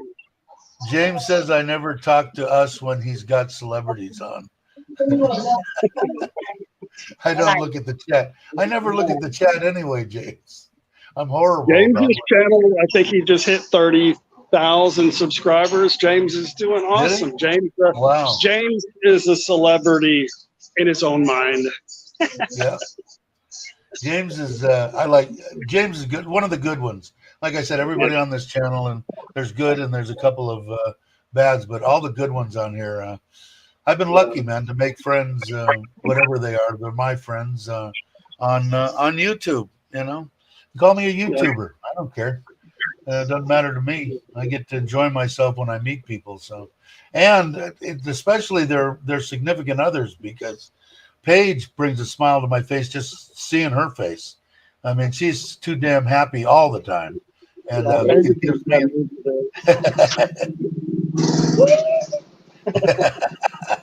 I love it. I remember when I first started making videos, along all the comments that Paige was going to steal all of my money and I was going to be begging for money to try to get back home. They said, why does your wife always have that fake smile? Why does she have to smile all the time? I'm like, people are miserable, man. You know, Paige is happy and goofy, and she's perfect for me. I mean, she may not be perfect for whatever, but you're one of the luckiest guys in the world as far as I'm concerned. And don't sell yourself short. She's still going to take everything you got. She's just biding her time. Wait. She's patient. Everything I got with her. So when I met her, I was broke as shit. So it's all she's got the numbers to all my accounts, so it doesn't really matter. Now, James says, between me and no other people, I'm the most famous person I know. That sums up James right there. I don't know. I have a bunch of fun. I'm hoping to get sometime this next year to do a 3 or 4 day trip somewhere with everybody, or meet up somewhere. It would be nice, especially when Daz gets back. She's happy. They want to go on a trip, so I don't understand when are we going. You're always the last person to know. Where you're going? Yeah, she's like, okay, let's go. I'm like, I'm in my underwear. Where are we going? That'll be fun. Who's going? Mafia? I don't know. Everybody?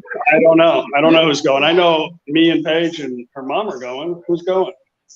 แม่รุ่นแม่หมูน้องเค้กแม่จิ๋ม I better put an extra step in the truck. Full truck. Sounds like it. Yeah. Now here's a celebrity right here. Okay. I bought this little lumberjack. I know she's a girl, but I bought a little lumberjack outfit for her. It's still cold here, Jim. Check the morning. I'm trying to. So where do you think you're going? Wherever they tell you? Them. They just want to go to Nakhon Phanom, so we're going there. It's easy for me. So yeah, that's because why?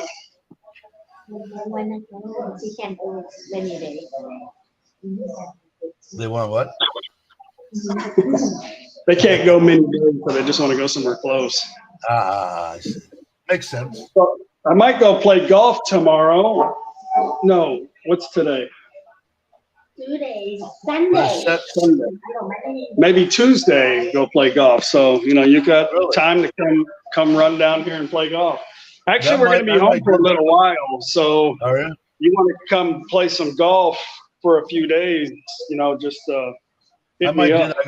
I got to ask my wife and see what she's got planned. Like I said, there's supposed to be. I think all my ditches and all that stuff around there, I put in some major drainage here because I didn't want any problems. I got 6-inch pipe and 10 concrete graded vaults around my backyard and out to the front. So sounds sexy. Yeah, they covered it and now they're going to put the concrete in. And once they get done with that, I can actually walk around. So I'm looking forward to that. Yeah, look at James says he doesn't realize what day it is either. Retired life, baby problems. I don't think it really. What does it really matter? I mean, I put like in my phone calendar to remind me, oh, you need to do your 90-day, or you need to pay your credit card bill, or this or that. But other than that, it doesn't really matter. So I think it matters more if you have a significant other that works, because you have to plan things and know when a Saturday or when their days off are. Otherwise, I don't see any reason that one day's the same as the next to me. Doesn't matter. If I miss something, guys, I have to check my phone to see. I can't see comments, so anyway. And Jake says he checks his phone to see what day it is. That's a good idea. Hey, Mama Bear. I know Mama Bear.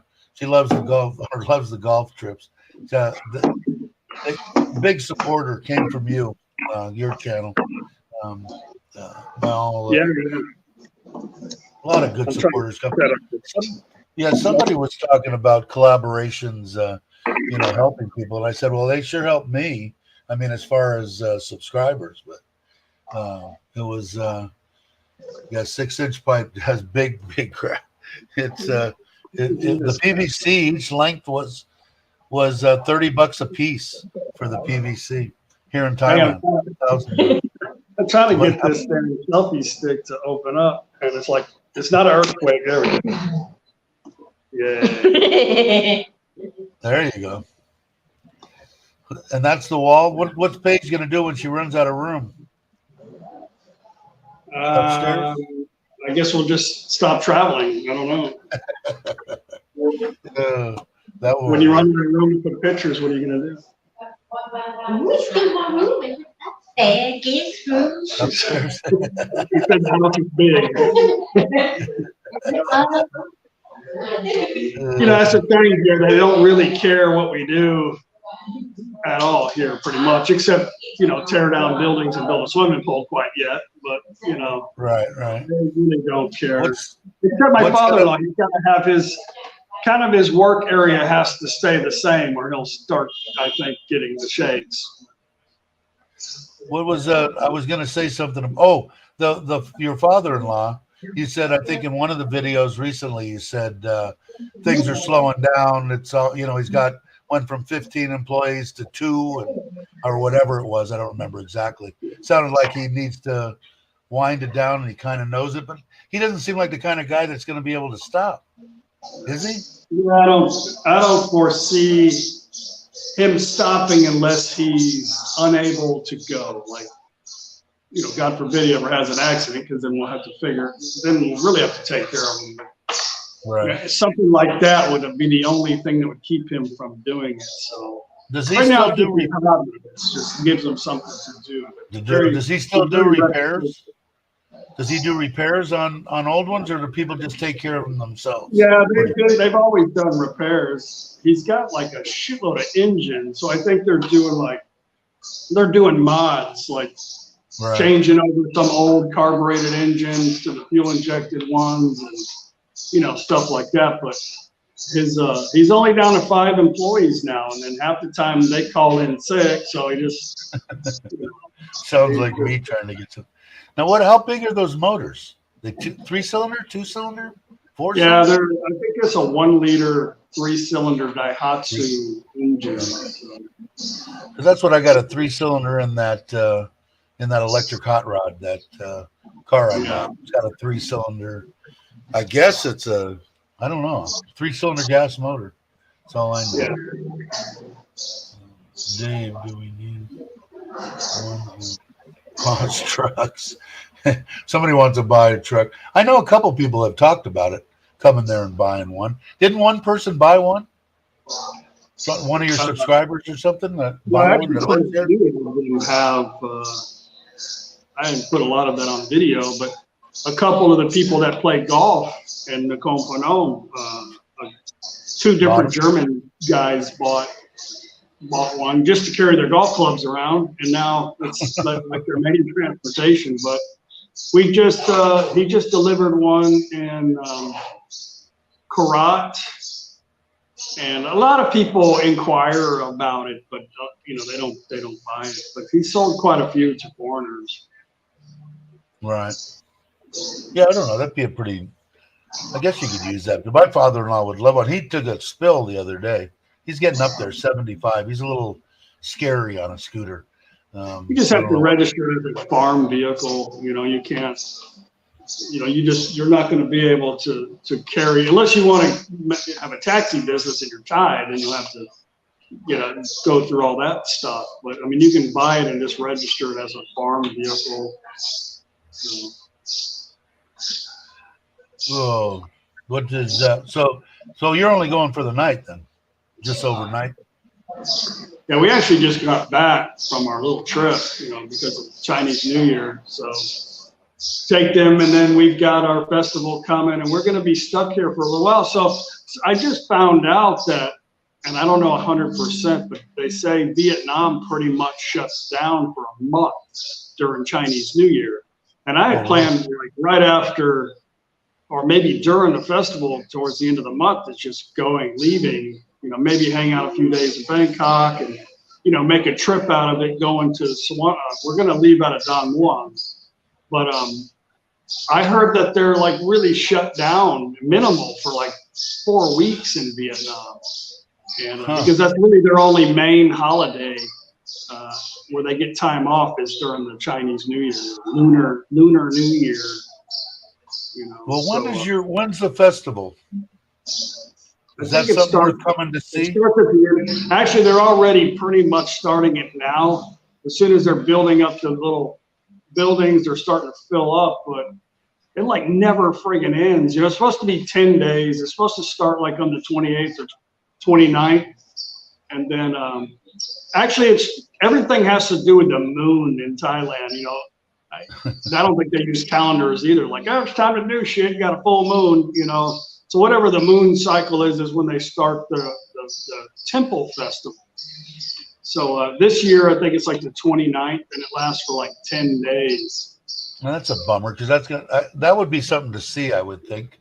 And that's when we're leaving. Cool. And the fact that they haven't had 3 years because of the, bullshit, but now that's really cool. And they got people coming across the border. So typically there's about 3 million people that come through this town within a 10-day period.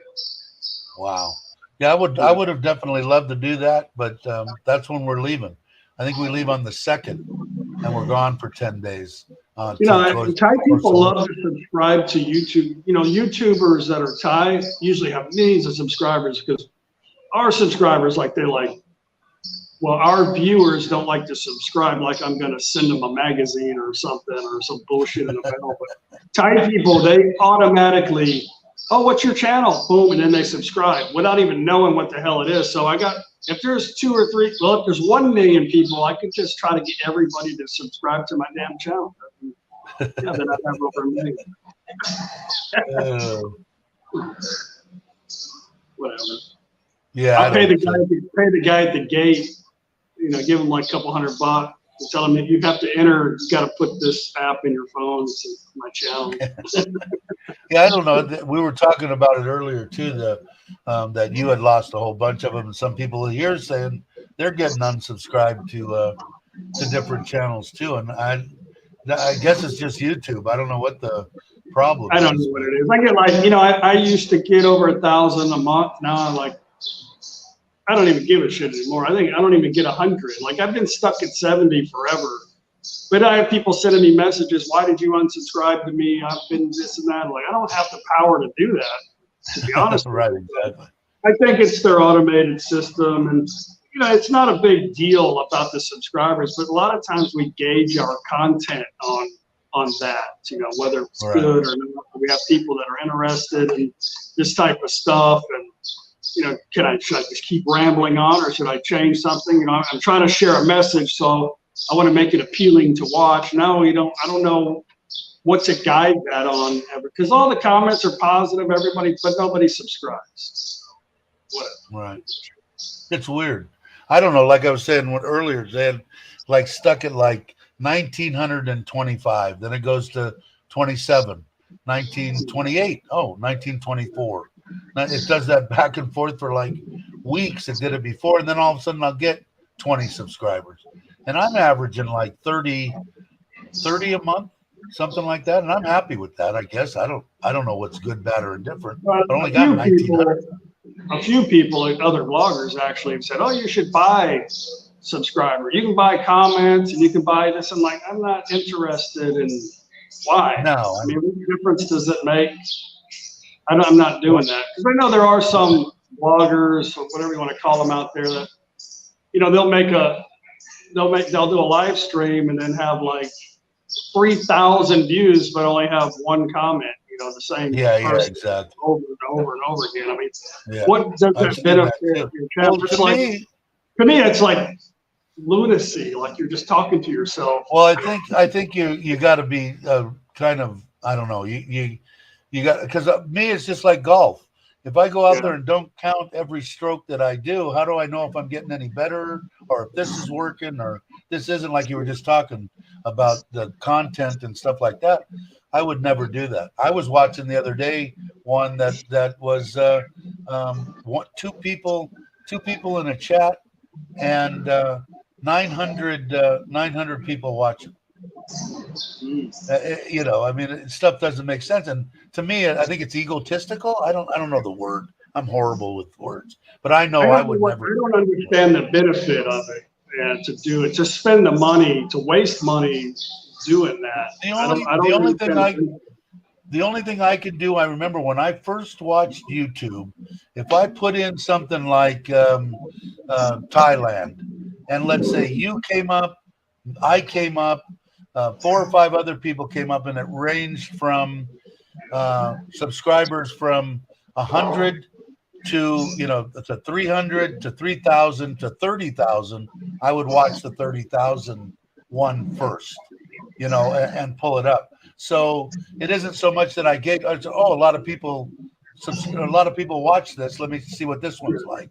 So in that aspect, story, whenever like 3 years into this, I had about 30,000 or so, 33,000 subscribers. I wake up one morning to look at my phone, and the subscriber count is just, it's going crazy. And then I ended up peaking at like 55,000 subscribers in a matter of 2 days.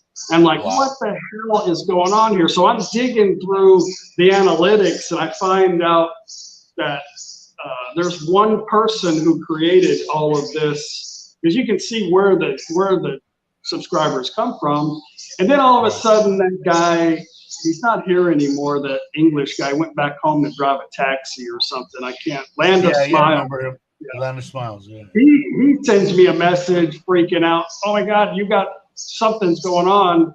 And then the guy who lives in Chiang Mai, I can't remember his name, kind of a heavy set guy. He's like some kind of digital nomad. He sends me a message, and then some other guy. So 5 of us got, I don't know what it was. And then I had like Johnny or something telling me, oh, you got to be careful buying subs, because at that time it wasn't like you couldn't do that. Now they don't care. They're like, so I think somebody was trying to sabotage our channel at the expense of whatever the hell that cost. And then, well, you know what the deal is, because I checked into it as far as what were the consequences if somebody does that.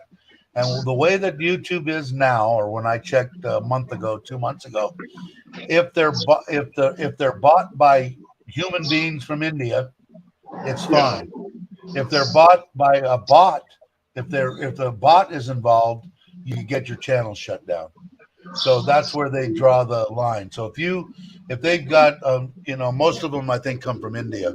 So if you get the deal on that though is that within about a 4-month period of time after that, I was losing between 2,000 to 3,000 subscribers a month, because the computer was taking it all back away. So I don't know how they get away with doing that. Maybe if they're not active people, they're going to go away. They might have been bought with bots. I don't know. Sure, that's all it was. Yeah, it could be. But according to them, it's perfectly fine to do. And like I said, I could guess if you're trying to grow something, I guess maybe it might be an option, because like I said, it was something that I looked at. If I put in a subject and it came up, I looked and seen how many subscribers each one of these people had, and usually I would pick the one with the most, or sometimes you're driven by the thumbnails and stuff also. But a lot of it had to do with if you were there with 70,000 and I was there with 1,000. I would have been watching you and checking you out first. But I actually showed my analytics not too long ago about I had over 100 and something thousand subscribers since I started, and then it showed how many I lost. But I think 20,000 of those were bots or whatever the hell they were, But I lost over 30,000 subscribers. I'd like to see you do the 100. I'd like to see you do the 100,000 thing. I don't think it's possible on our type of content. I don't share what most people are wanting, coming to Thailand. I think it's a small group of us that want to come do that. And I think a lot of people that do what we do, and they don't really watch YouTube that much. They kind of keep to themselves. I think the biggest thing is people want to see the nightlife. They want to see the pretty girls. They want drama. They want stuff like that. And I'm too lazy, and I'm not going to come on the screen all energetic, because that's just not, I can't keep up that pace, So I'm just going to keep doing what I'm doing. And it's just, I got a great bunch of followers. No matter how many subscribers you have, you're only going to get about 30% of those actually consistently watch your videos. Right. And I want to say to do mine, because I don't get many. When I put a video up, I'm between 150 and 300 views, and I've got almost 2,000. I'd like to get to 2,000, but I think the live stream thing, like I said before, I don't think this channel's ever going to get even to 10,000. But I think that you deserve it. But like I said, the reason I watched you from the very beginning was because it wasn't, you need to do this, and this. It was, this is what I did. Gauge yourself, because it's different all over Thailand. And I think that's the best advice you could give to anybody. You need to be, if you're going to do YouTube videos for anybody that's watching your channel today, you got to be consistent. You know, I mean, I was just willing to go through all of my motions with a video camera and put it on the internet for everybody to see. But you got to be consistent on what you're doing, whether you're doing live streams or, you know, if you want to gain traction on your views on your videos, you're going to have to be more consistent about making videos, you know, because they, you know, if you just do a random one here and there, they're not interested, you know. Well, see, the only thing, that's why I kind of want to do, and I don't know if people will watch anyway, but I want to. The reason that I haven't went out and tent camped, I want to camp, but it's I can't do it with my knees and the way that I am. No way. With a trailer, yes, I can do it. So I want to try to do that, and I would still do lives from out in the middle of nowhere with a generator and air conditioner going. But you know, I think that would do that. But they ask me all the time, well, you should do travel vlog. Why? You got Chuck, you got Joe, you got James. Now I really like Alex. Alex is a good guy. You got a lot of great vloggers that do it well. Why would I want to get involved with? I can't even vlog. I can barely edit. You know, so well, you only need to do what you like to do. You're not trying to go out of the way to make content for everybody else is a total waste of time. It's a dream. Like, people have all this advice for you, but you can't do it unless it's something that you really want to do. And like I said, I'll keep doing this until it's not fun anymore. But it is, you got to do it. But I never thought, when I first got 100 subscribers, I'm going, you mean there's actually 100 people that really give a shit what I have to say or what I'm doing? We all did that. I did that in my travel trailer. It's like, holy crap. I remember when I made like my first penny, I was like, holy shit, I made a penny, you know? But yeah, it was amazing to have, I had 1,400 subscribers when I moved to Thailand on my YouTube channel. And I lost half of those when I found out they thought I was going to move to China. I didn't even know where the hell Thailand was, you know. But so, you know, I lost most of them. But, you know, you can't collect any money until you hit $100. Shit, I was like every 3 or 4 months hitting $100. And I was like so happy. You know, I remember telling Paige, shit, if we could move, this was before we were in the travel trailer, because, you know, it'd be cool. You know, we could make an extra $500 a month on top of our budget. And she's like, yeah, wishful thinking. That's like trying to become a professional football player, you know. Well, but it can happen. You just got to be consistent, you know. Yeah, it's really strange because I have a thing where I've got 33 members now, and I have this one kid that is friends with my daughter. And he's got a grandmother that's going to pass away from cancer. She's the one that takes care of him. They go to the same private school. The mother pays for the apartment. They live in the same apartment complex. And he doesn't have any other help. So the 1,000 baht, we give him 1,000 baht a month. And I said, you know, if the subscribers, the members, you know, can make that. And it says Google, it's right around $30, which is 1,000 baht. We've been doing 100, 112, 115. Oh, I lost track. A month.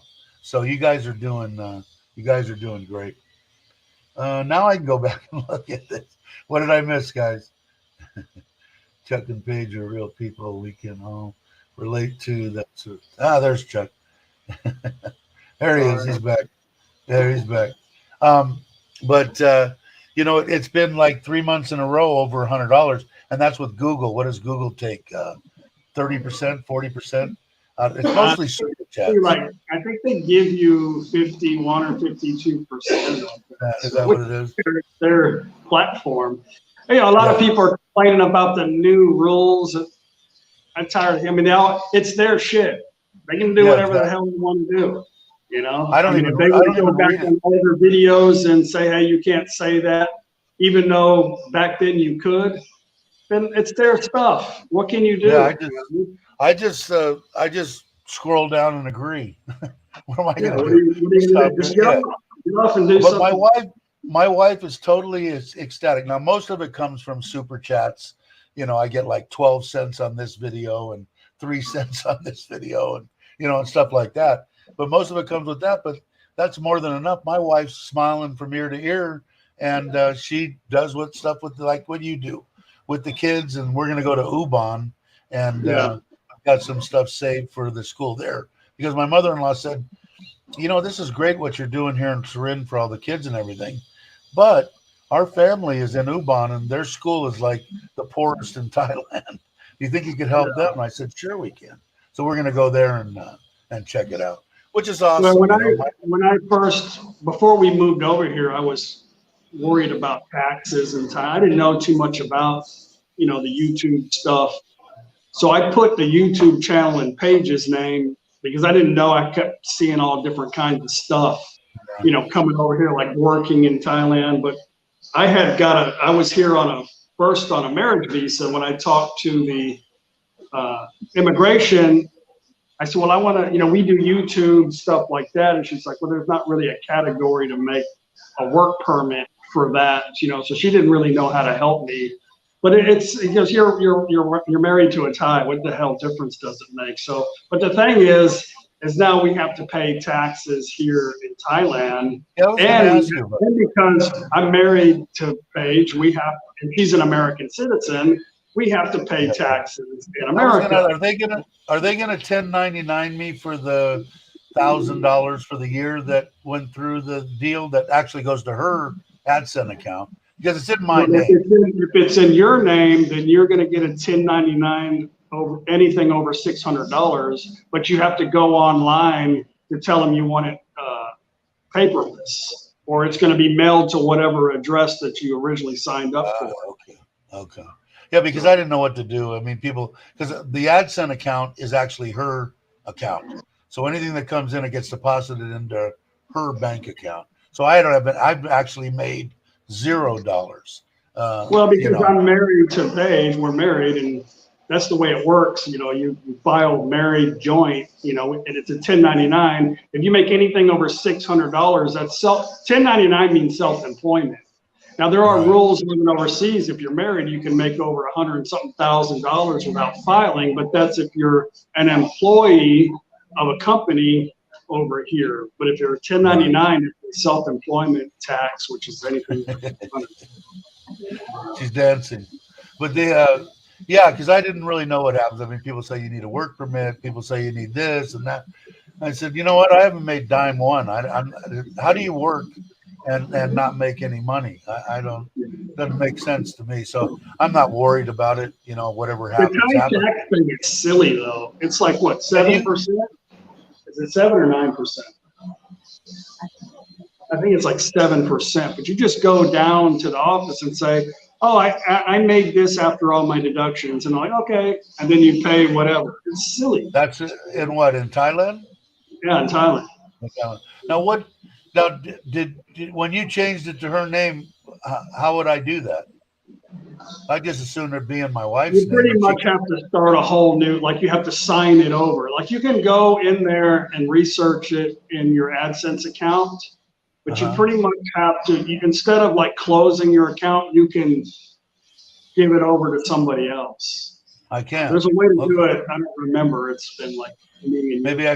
Maybe I should ask YouTube how to. If you go into just type in YouTube. How do I change? How do I do that? You know, people can talk whatever they want to about YouTube, and like you said, it's their platform. I wouldn't have met you. I wouldn't have met Mitch. I wouldn't have met anybody if it wasn't for YouTube. I'd be sitting here in Surin doing absolutely nothing. So I got no problem with, and I got no problem with people making money. I think it's awesome. That's what the platform was put here for, was for people to make money. So, but yet some people get and all this stuff. They're just like flunky YouTubers. Like I'm holding a sign. Please just send me money. I'm worthless. I need money. Exactly. But you know what? If you're doing that on the internet, who gives a shit if you're doing that? If somebody sends you money, then good for you. Who gives a crap? It's these people. These people, when they show that on the internet, it's beyond stupid. It's like they expect somebody to go do something for nothing. What kind of person expects somebody to do that? No, but they're miserable, and then they see somebody happy having a good time. They just can't. They're besides themselves. You know. But the beautiful thing about YouTube is you're also a magician. You just click one little button, you either hide them if you're in a good mood, you can hide them so they're just talking to themselves, or you can block them. I wish you could block them from watching the videos, so that would be even better. But you can block them, and then you got assholes out there that just keep creating accounts. And I don't understand why YouTube allows these knuckleheads to have 20 accounts on the same email address and allow them to harass people. I wish they could do something about it. I was getting as many as 50 a day on my banner that's going across the bottom, and it was all paid for by some person because it says take the troll banner down, all in caps, and I still get 20 a day for the last 2 months. I saw some blogger on the internet talking about how he's not trolling anybody, and he showed his one account and showed this is how I got. I'm like, okay, well, you think everybody's stupid? Like, you can't just create another email account and have 50 other damn channels on that one? I mean, but if you're going to do that, you're a stupid person anyway. So. Yeah, exactly. In fact, let me go see. Let's see if I got any today. Because I like them because I know whoever's doing it has paid money for it. Only 2 in the last 4 hours. Well, the funny thing is they're not smart people. They always say the same stupid shit over and over again, but you can put the exact same comment. I do. The wording, and you can have it go in your queue so your people, like my people, never see those comments. Mine go directly. Held for review. Comments here are removed. Yeah, that's exactly. I had to figure that out myself because I'm not a tech guy, but I said there's got to be a way. You got to go in there and put words that'll put them in that queue, like anything, like stupid, troll, all the cuss words, all that stuff. They haven't changed the word. They might be using it in a better context, but you can go in there and approve it or delete it later on. Exactly. Everybody's talking about your frozen beer in the chat. I can't see the comments. I like frozen beer. Paige likes frozen beer. They're all talking about how some people said they've never had it, but boy, it sounds good. It does look good, and I'll tell you a funny story. When we were down there, we were going into all these places that had frozen beer, and the owner or the manager or whatever would tell the staff, "Oh, don't give the Falang frozen beer. They don't like it." I'm like, what? I guess they think just because there's some, I don't know, Australians or Europeans that don't put ice in their beer. Like, everybody's the same damn way, and they're like, "No, I like frozen beer." I tell them in Thai, look, not all foreigners are the same. Not all Thai people are the same either. So, you know what I hate the worst? The worst thing that I hate being Farang. I hate the most is I'll go in someplace and order something to eat, and it has absolutely no spice whatsoever. And I look at them and go, what's the problem? What? Yeah. Bring me chilies. And then I make them sit there and watch me cut the chilies up and throw it all over my food and eat it. Oh, okay. But they'll take it for granted. Oh, they don't want spicy. Yeah, they don't want spicy. So the best thing to do is just let your wife order the food, so they don't know who's going to order. That's what I do now. Because I'll say, I want it normal, spicy, please, spicy, and they'll take that in their mind. Oh, Frank, don't want spice, so they'll bring me food. Because they don't want to. I mean, they'll have to. If they screw up the order, then it's the responsibility of the person taking the order. Yeah, but you'd think that being here for 4 years, I'd learn how to say, "Bring me spicy food." It's all these picky ass belongs over here. Like, oh, I'm not going to eat that. I'm not paying for that. They ruined it for us normal people. I know. And I'm just the opposite. I mean, we've gotten served food. I said, I didn't order that. And they'll look, and my wife will say, we can still eat. We'll just pay. I said, good. Sounds good to me. Yeah. And, because the poor gal, she doesn't make, almost nothing all day long. What the hell? Let's see. Is that pet, right? Pet is hot. Bring my chow pot. Is that right? Can you see the comments I have on the screen? My top pet. He's spelled it in phonics, but yeah.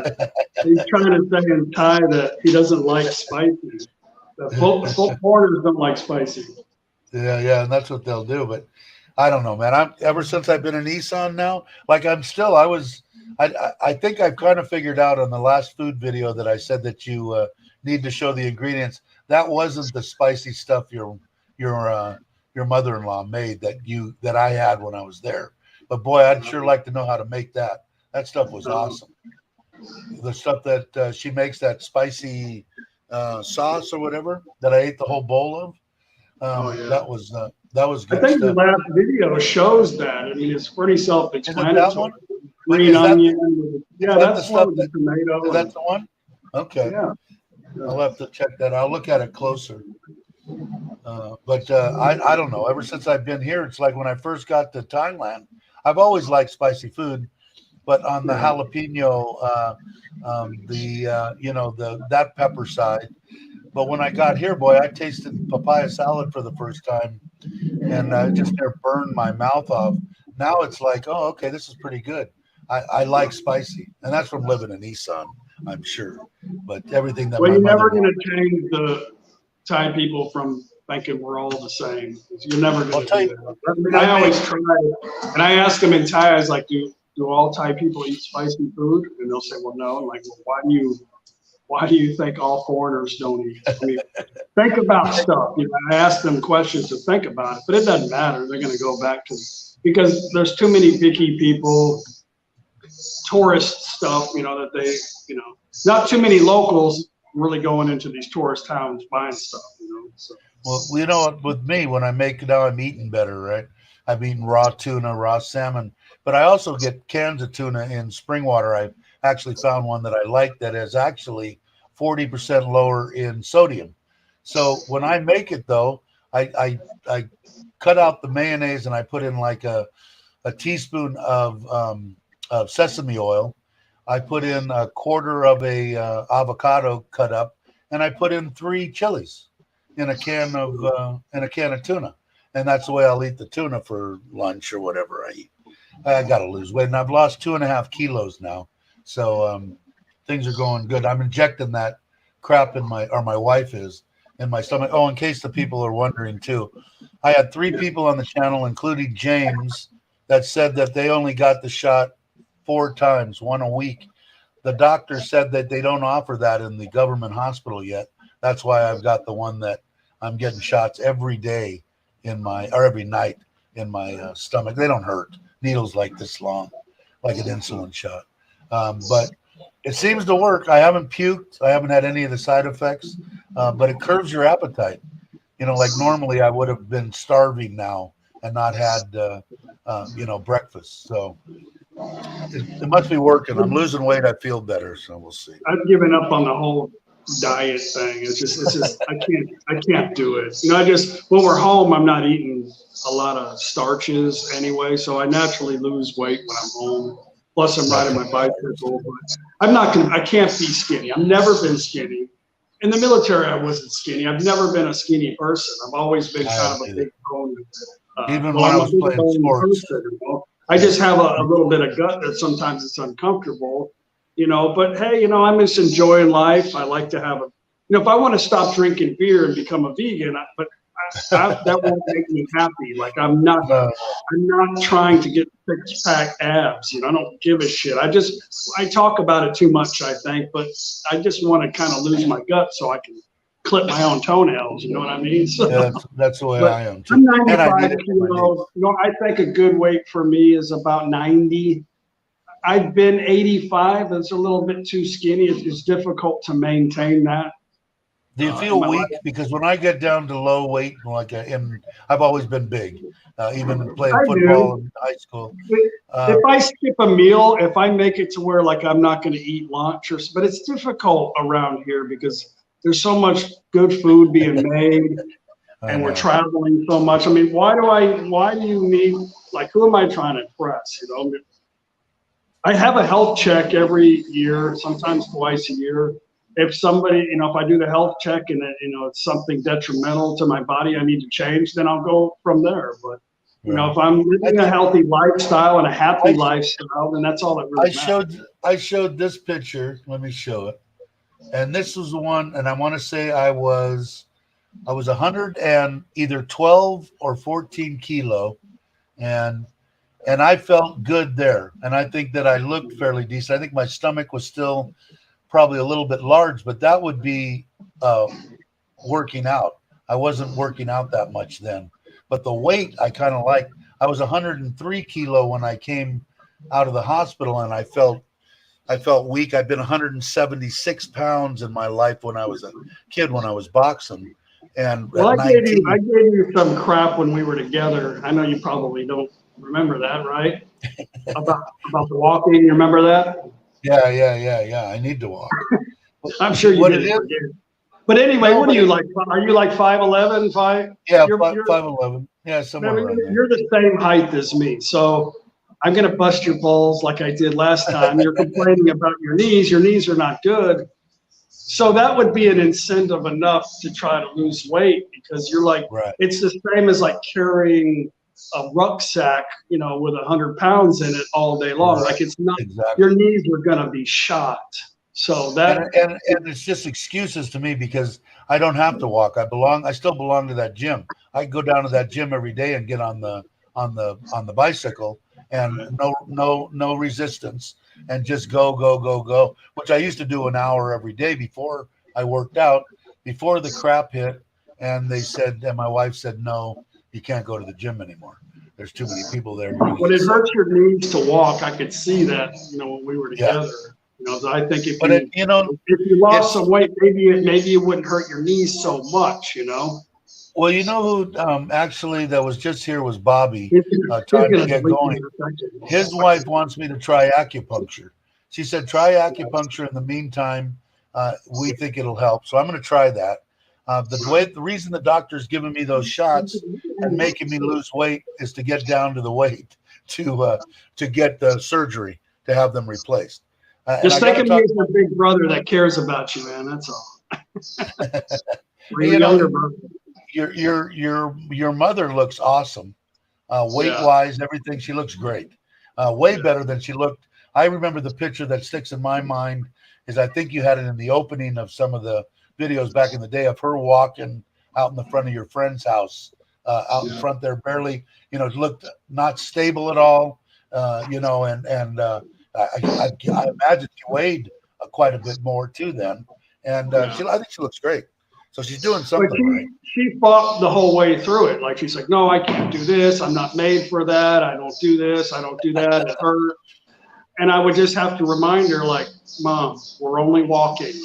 We're not doing hurdles. We're not running. We're not trying to do anything other than walk. You're going to sit up, you're going to sit down, you're going to sit up, you're going to sit down, and you're going to walk. And I just had to keep explaining to her, we're only going to cut back on a few things, and we're going to walk. And that's all she needed to do. And that's all I need to do if I could get past it. Can I have like 1/10 of the energy that your wife has just for one day? I just want to see what it's like. Just one day. Actually, sometimes she drives me crazy. Like, I'm just trying to do something, and she's like, I'm like, I just don't, like I was saying this morning, I was like, my stomach is hurting. We had a big party last night, and you guys will see the video on that. My stomach was hurting this morning, so she's like pushing on my stomach. She's like, I'm like, I just told you I don't feel good. Get away from me before I choke you out, Well, I like the place that you just came from. I've never been there either.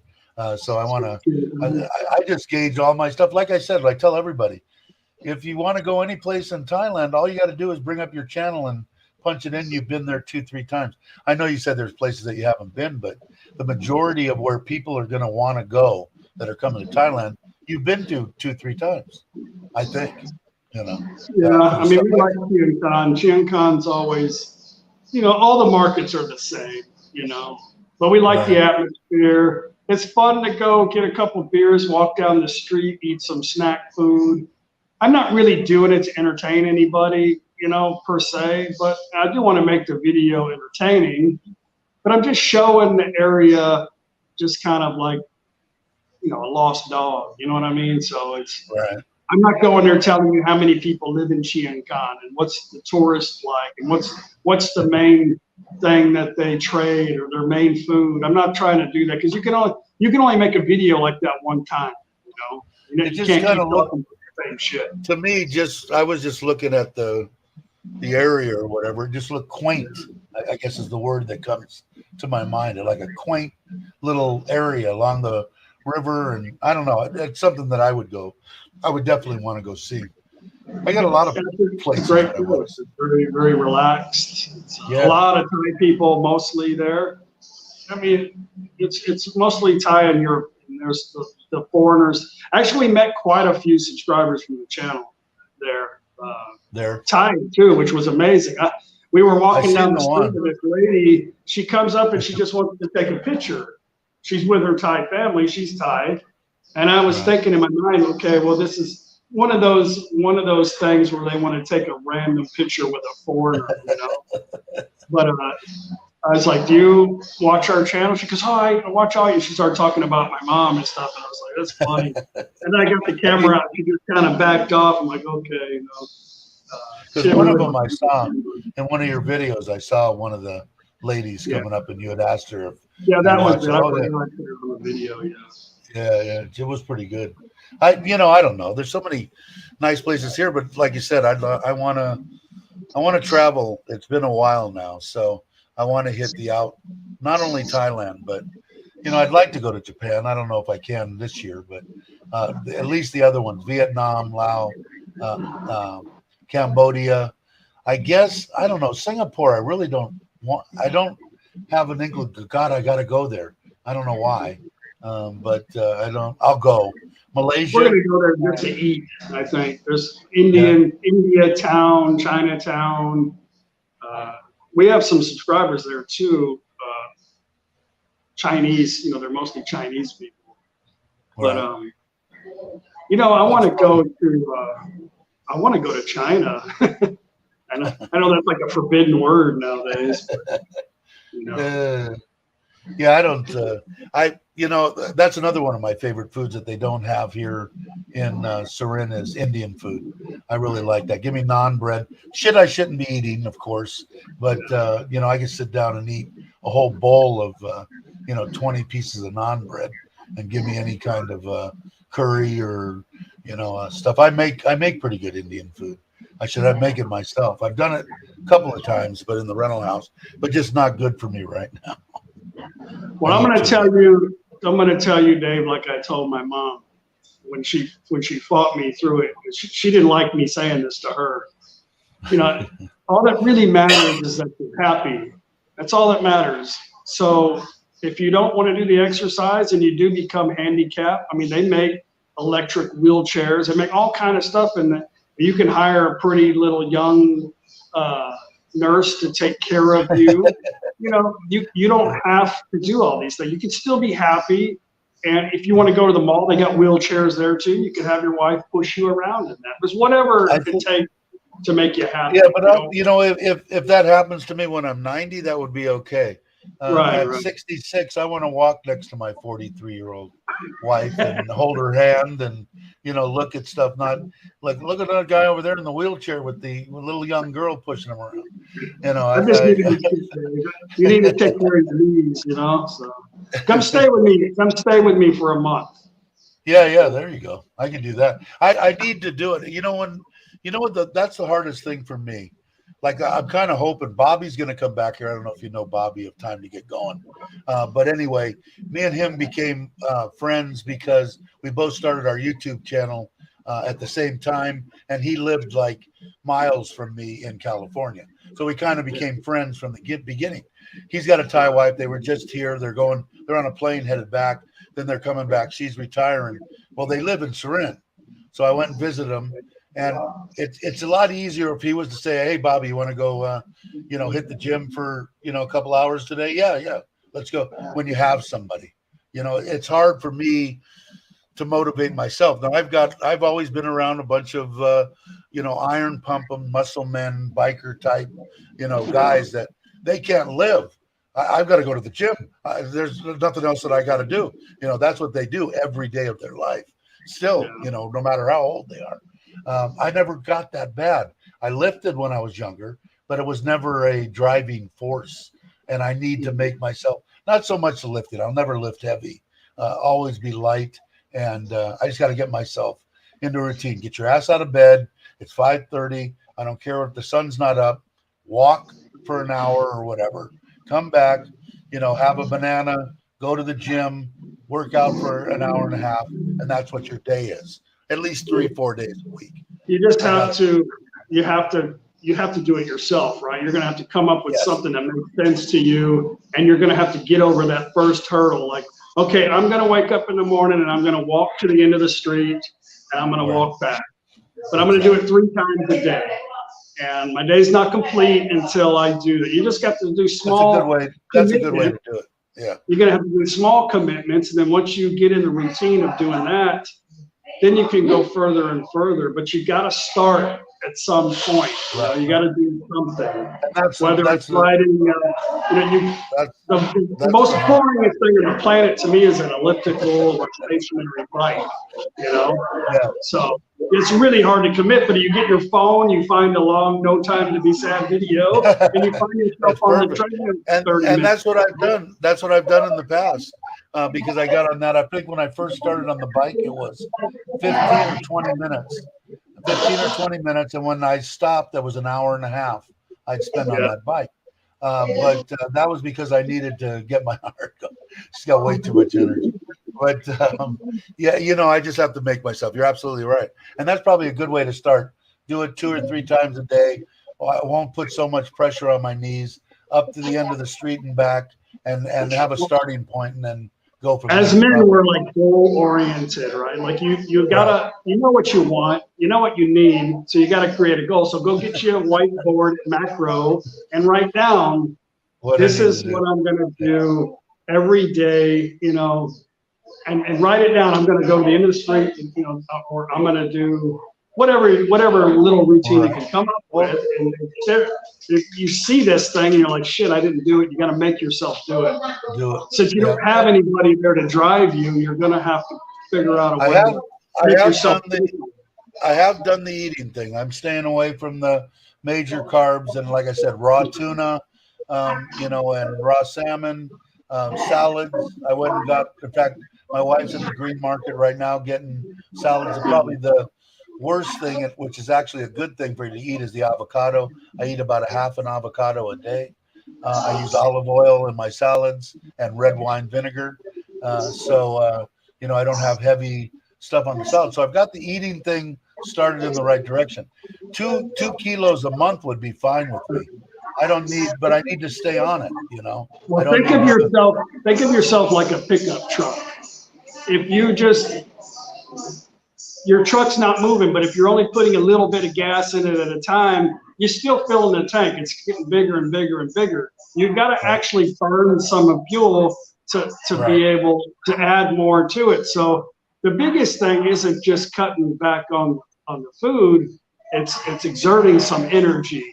You cut back a little bit on the food, exert some energy, and then you'll become healthier. If you don't starve yourself, it's not always the best thing to do. No, but you know what it is with me is I'm eating the right intake right now. I'm not burning what I need to burn.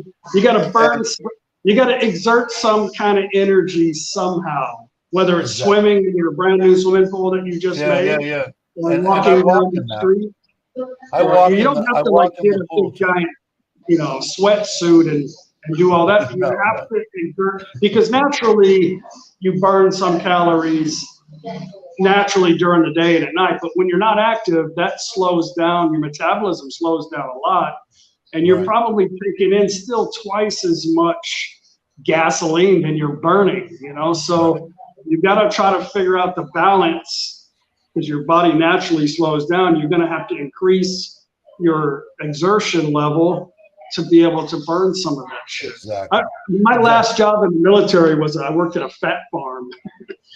I had to do this before I got out. I was a medic, so they made me. What it was these kids, even though they went through 8 weeks of boot camp, they still couldn't pass the tape test. They couldn't lose the weight, because they were still cheating themselves. So the Right. military already invested in them. So they gave them, another chance to go to a 4-week course fat farm. And we had to get these guys down to tape so they could start boot camp over again. And yeah, that was a pretty good challenge for me. I bet. It was kind of like being a drill sergeant. It was fun. I always thought being a drill sergeant would be a pretty cool job. So See what Daz wrote? All this talk about exercise, getting in shape. I'm going to go bake some chocolate chip cookies. I'm imagining, or chicken. It was a chicken on purpose that they're going to be lower in I don't calories. think Daz is probably not going to hang out with us anymore. I think we walked into Daz last time he was here. He's like, "Screw you, bastard! You're going to go drink the thing." Yeah, I didn't ask him how's his knee. His knee was screwed up, right, when he went back home. Yeah. His knee was. I wonder if it get any better, Daz, or what. But I don't know. Now I've gotten the eating what I'm putting in the pie hole down to a reasonable amount and the right stuff. And now I need. I think I'm going to take your advice. I'm going to do the not try to push it and hurt myself at one long deal and break it into 3 short trips and see how that goes. And make sure that my day doesn't end until I've done the 3. So Right, 3 times a day to the end of the street and back. That's just a little bit of energy exerted from you, And you can push yourself a little further later, Yeah, I did that too, Rob. I don't eat any. I think the last time that I eat of day is at 5:30, maybe 6 o'clock. I don't eat anything after 6 o'clock until I don't. This morning I've had nothing. Now, what my breakfast does consist of when I am going to have it is probably 2 scrambled eggs, a sliced tomato, and a quarter of an avocado. That's my breakfast, and I'm not even like sitting here going, God, I can't wait to end this live stream because I want to eat. I'm not really that hungry. So if that drug's either working or what it is, I don't know. But I'm normally at what time is it? 11 o'clock. I would be ready for my second meal now for lunch because I would have eaten at 6:30. So it's going the right way. So we'll see what it does. The knee got better when I stopped hanging out with you. Yeah, you better get that thing fixed before you come back. I got the 100 mile an hour tape. You can come over. I'll tape it up.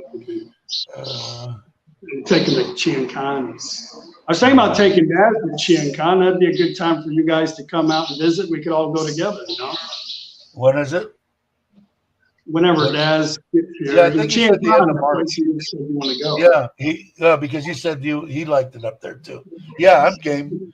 Like I said, March and stuff like that. I'm hoping to be pretty much done with the backyard. Like I said, I'm hoping I don't hear anything going on. I'm hoping he's here and is putting the concrete down. But Chiang Khan requires a lot of walking, so you can start your routine now.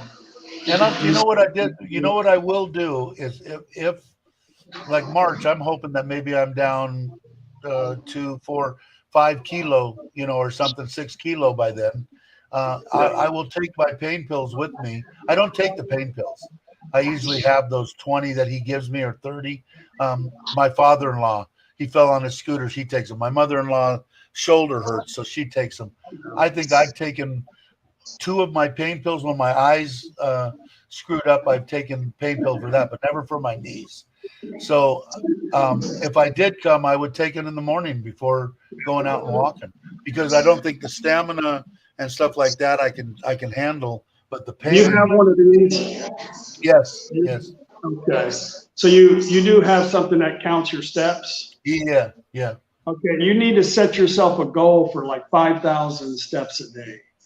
Okay. I got to find my phone. Find this thing. I paid decent money for it. Just leave it on your damn wrist.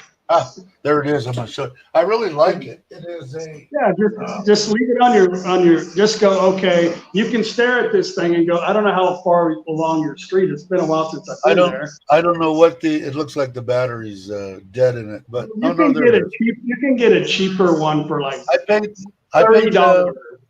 I paid $70 or $80 for this one. I forget the name of it. It's It's a good one. A VPIB something, I don't know, but it's a good watch, and it Well, counts everything. It does that around your oxygen. wrist, Yeah, and, it does. It does and then, oxygen, heartbeat, blood pressure. yeah. It does everything. So everything that I need. But Just I worry need about steps. worry about the steps for now, and just do 5,000 steps a day, and then you can increase your goal a little later. Like right now, my goal is 8,000. So typically, I want to do 10,000 a day.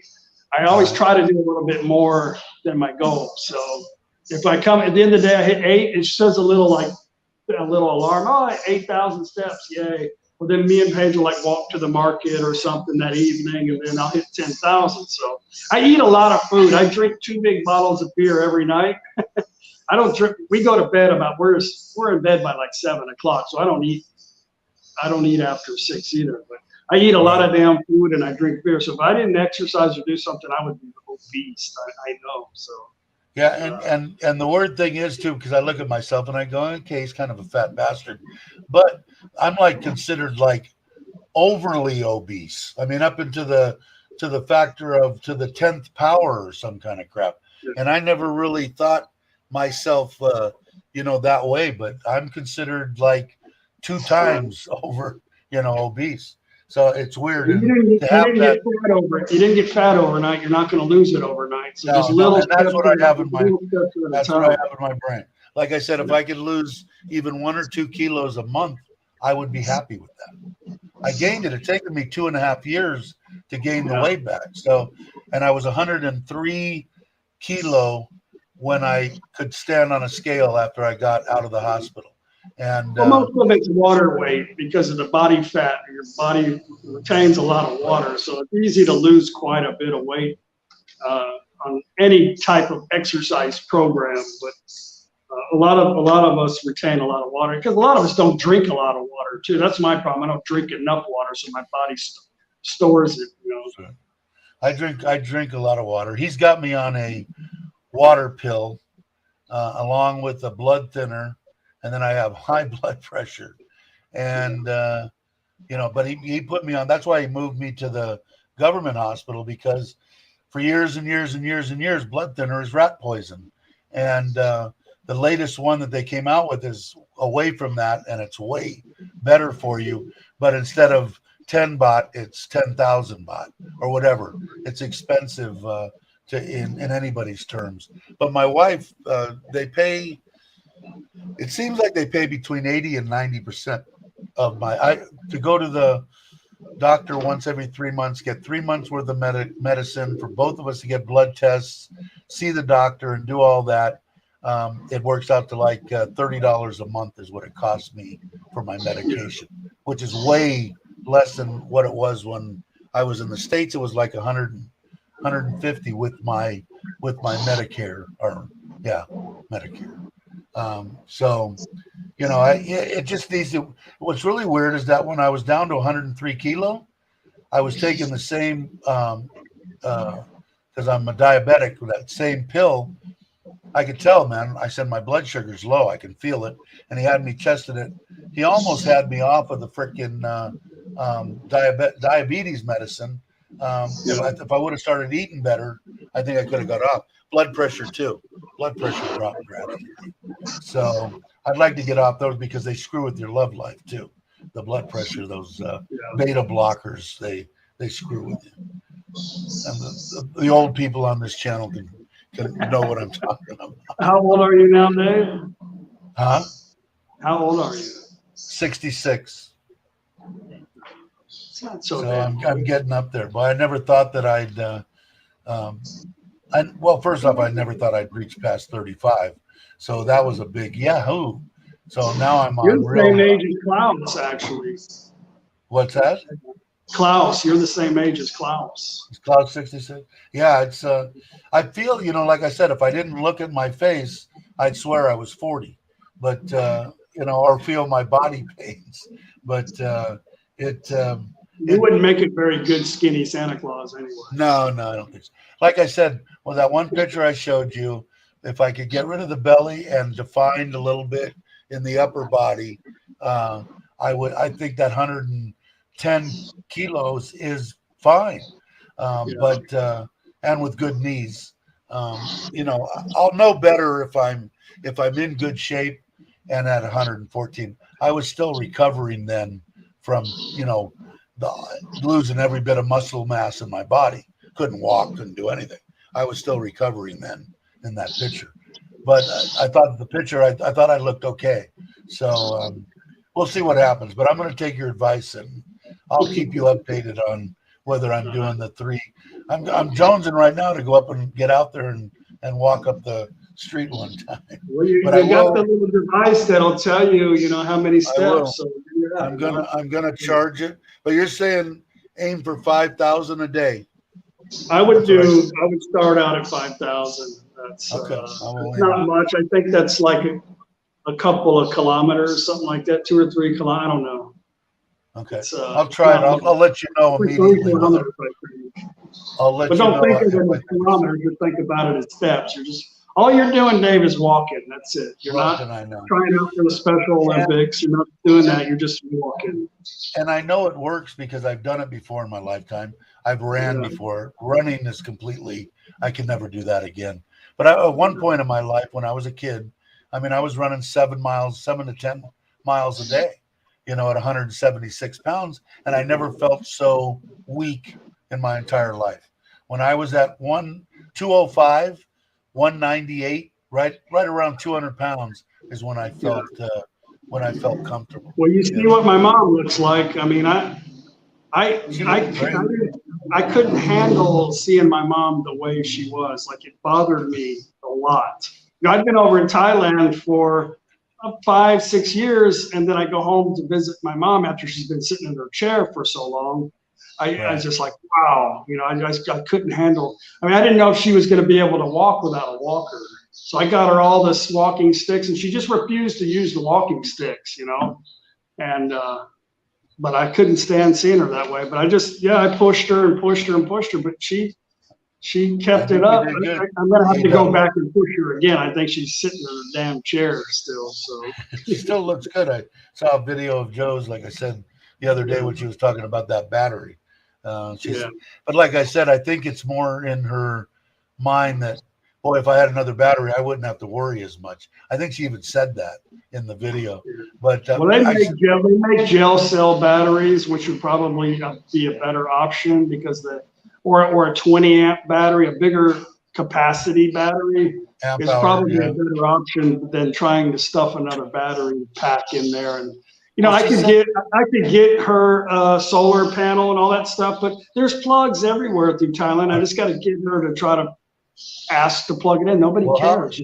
How far was the back way to Lotus? Is it 15? Am I wrong? Or what did she say? She said, I think it's 12. Yeah, so she went both there and back and said there were still 3 lines on the battery in the video. So what are you worried about? That's the furthest place she's going to go. That's what I told her. I said, she's worried. What are you worried? You and your friend Nicole went shopping and filled up the cart full of crap, and you made it back. So why would you break down by yourself? What are you worried about? Why are you stressing me out? Stop. If you break down, call me. I'll have somebody come get you and bring it back in. Don't worry so much about stupid shit, I might not be there, but you got a phone. You can call me. I know many people there. I can get you taken care of. So don't worry about it, I said, I'll buy you a bicycle. You can ride your damn bicycle everywhere. You won't. I do that. All this talk of exercise, and my butt is sitting on the couch, drinking a bourbon, trying to decide if I want 2 or 3 scoops of ice cream. He's in the service. Ice cream and bourbon, that's the shit right there. I think he was in South Korea, stationed there is when I met him. Logan's a good guy. He's got a great family. He's going to be able to retire from the service. What did you say, Logan? 3 years, 14 days, 26 hours, and 13 minutes. He breaks it down to the second. He's going to be able to take a 20-year service career. And thanks for your service as always. But he's a good guy. I like Logan. And I think you're a vegetarian, right? which God forbid that I even said that word out of my mouth. But I don't know if I could live. I don't know if I could live like that. You know, I respect people that are vegan or vegetarian. I couldn't do it. Like my lifestyle wouldn't allow it anyway. Like there's no way I could do it. But you know, I I respect like them for doing that shit, but it's not for everybody. But a lot of them want to try to. It's like a cult, you know. They want to push that shit on you. Like, no, dude, really, I don't want to do that. I don't think I've heard Logan ever say like everybody ought to do this. I'm just out of me watching him eat. It dawned on me, where's the steak? You know, so I don't think he is. He'll probably answer. But me, it's like not even so much, but fish and stuff like that. I try to curve away, but give me a 1.5 inch, you know, steak once a month, and I'd be in heaven with a big baked potato loaded full of butter and go into a If coma. you start exerting some energy, you can eat whatever you want to do. You know? Yeah, I know exactly. Here he says, close 4 years, 8 months, 27 days. So he's getting close, and he's a young man. I don't know, how old are you, Logan? I don't think you're in mid-40s. I'm guessing vegetarian. He is vegetarian. I thought by what I saw, but does great little videos. Doesn't have, I don't know how many subscribers you got, 300-400. I don't know, but good guy, good man. Well, you've been on almost 3 hours now, Dave. Is that a record? I know. Yeah, pretty much for me. 3 hours is usually the longest. It's usually when, like, you come on or Joe comes on. Usually I go 1.5 hours, 2 hours. But oh wait, 40. He's 41. So yeah, you're gonna be like James. You're gonna be 45 when you retire. So that's awesome. 278 subs. But good service. You know, I mean, I give all the credit to people that have not even fought for this country, but we're in the service, because no one gets what they should get. They ought to be on a pedestal up here. And what do we put on a pedestal? People that sneak into our country and want something for nothing. You know, and that's a big commitment, and that's a pretty good task to be able to do that. Yeah, but it is because they go, oh, we don't have the money for that. And like I said, I've always said they'll teach you how to kill somebody and not go insane, but then when they release you back into society, it's like, here you go. Hope you have fun at the McDonald's. Here's some pills. You can take these for the rest of your life. And by the way, this is exactly what you saw. This is the reason why you did what you did. You know, it's the exit program. You know, the psychology, the psychiatrist telling you one day this is what you did, this is what you saw, and this is what it was all for. Yeah, don't worry about it. You're going to be fine. But you know, it is the people that have fought for this country get treated like shit, as far as I'm concerned, and I think it's a disgrace. And I'm red, white, and blue. I bleed red, white, and blue for sure. But I think it's embarrassing. I don't typically hate on people too much trying to go to America, because I came here to better myself too, and I don't feel like they're having such an easy time crossing the border, because a lot of those people are getting bribed.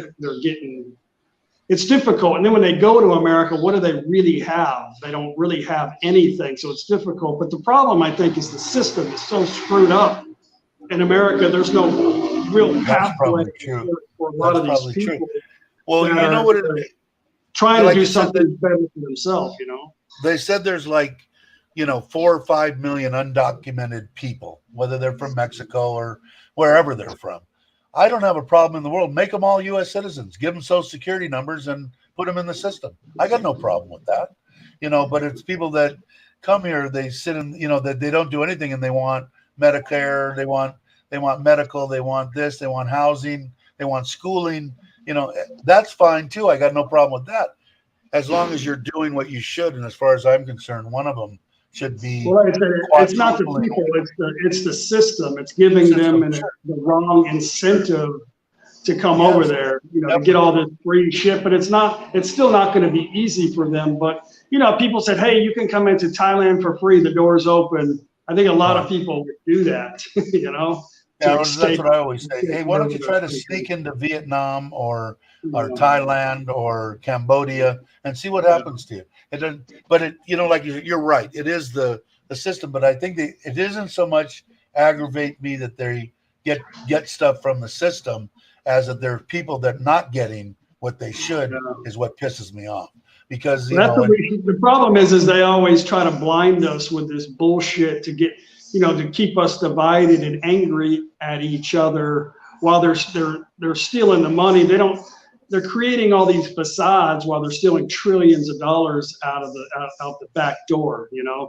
They're allowing these people to come over and they're giving them taxpayers money. Are they really what are they? I mean, we only know this because the news is telling us that. I mean, have we ever sat down and talked to one of these people that fled over here? No. I don't think they're living in some cushy apartment, getting food, maybe they are. I don't know. But I'm just saying the news and the country likes to keep everybody angry and mad at each other. Right. And there's no discussions about where did all the trillions of dollars go from the COVID shit. Like, we're not even worried about that anymore because we're so pissed off about some stupid thing that probably isn't even really happening. I know there's people coming over.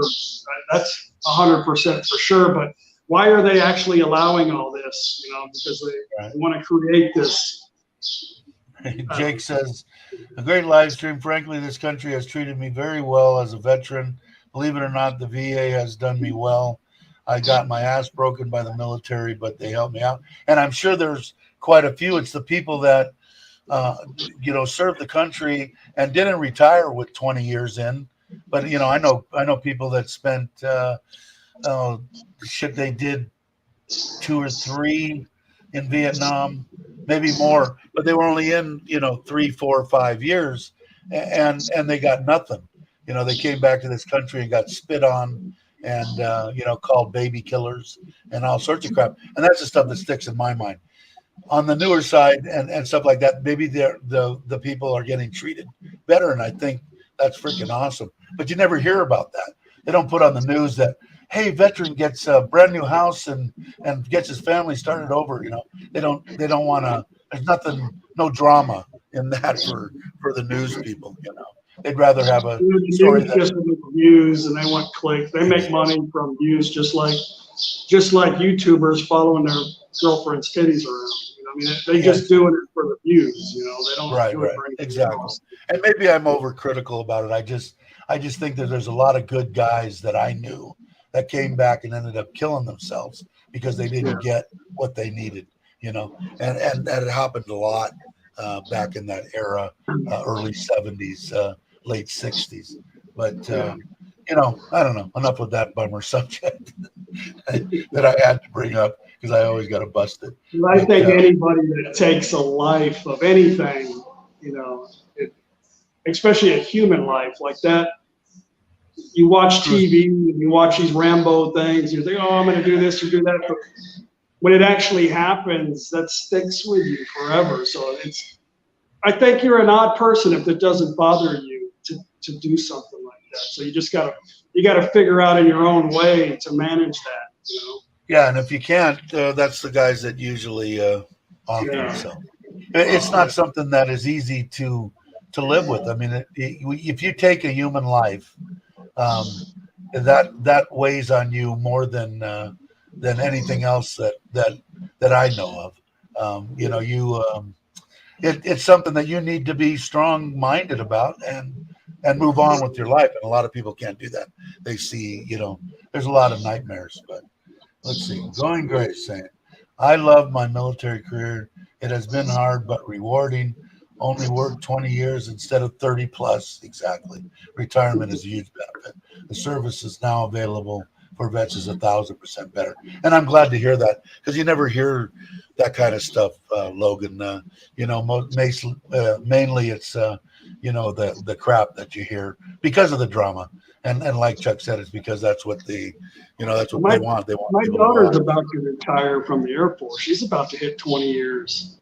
And her husband retired 20 years from the Air Force. And them two together they're going to go get another job because they're still young and they have kids. But I mean, they bought a house pretty much in California. The government pretty much paid for everything with both of their housing allowances, and they had money left over to save from just housing allowance alone. So it was a lot of benefits for them. They're going to get pretty much a free $500,000 home in California that they could sell, you know, and so it's military really did a good job for my daughter. But I think you're thinking back in Vietnam era type stuff that people got shit on, you know, during that time.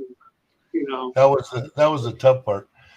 State don't qualify for benefits, any taxes or Social Security they pay in their own fake ID.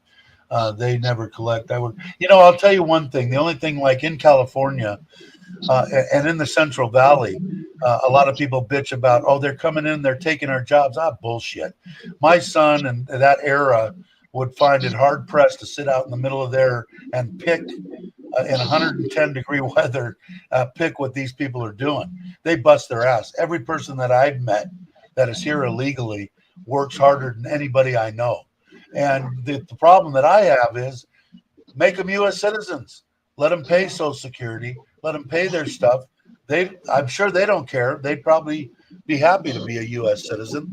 And they send all their money home.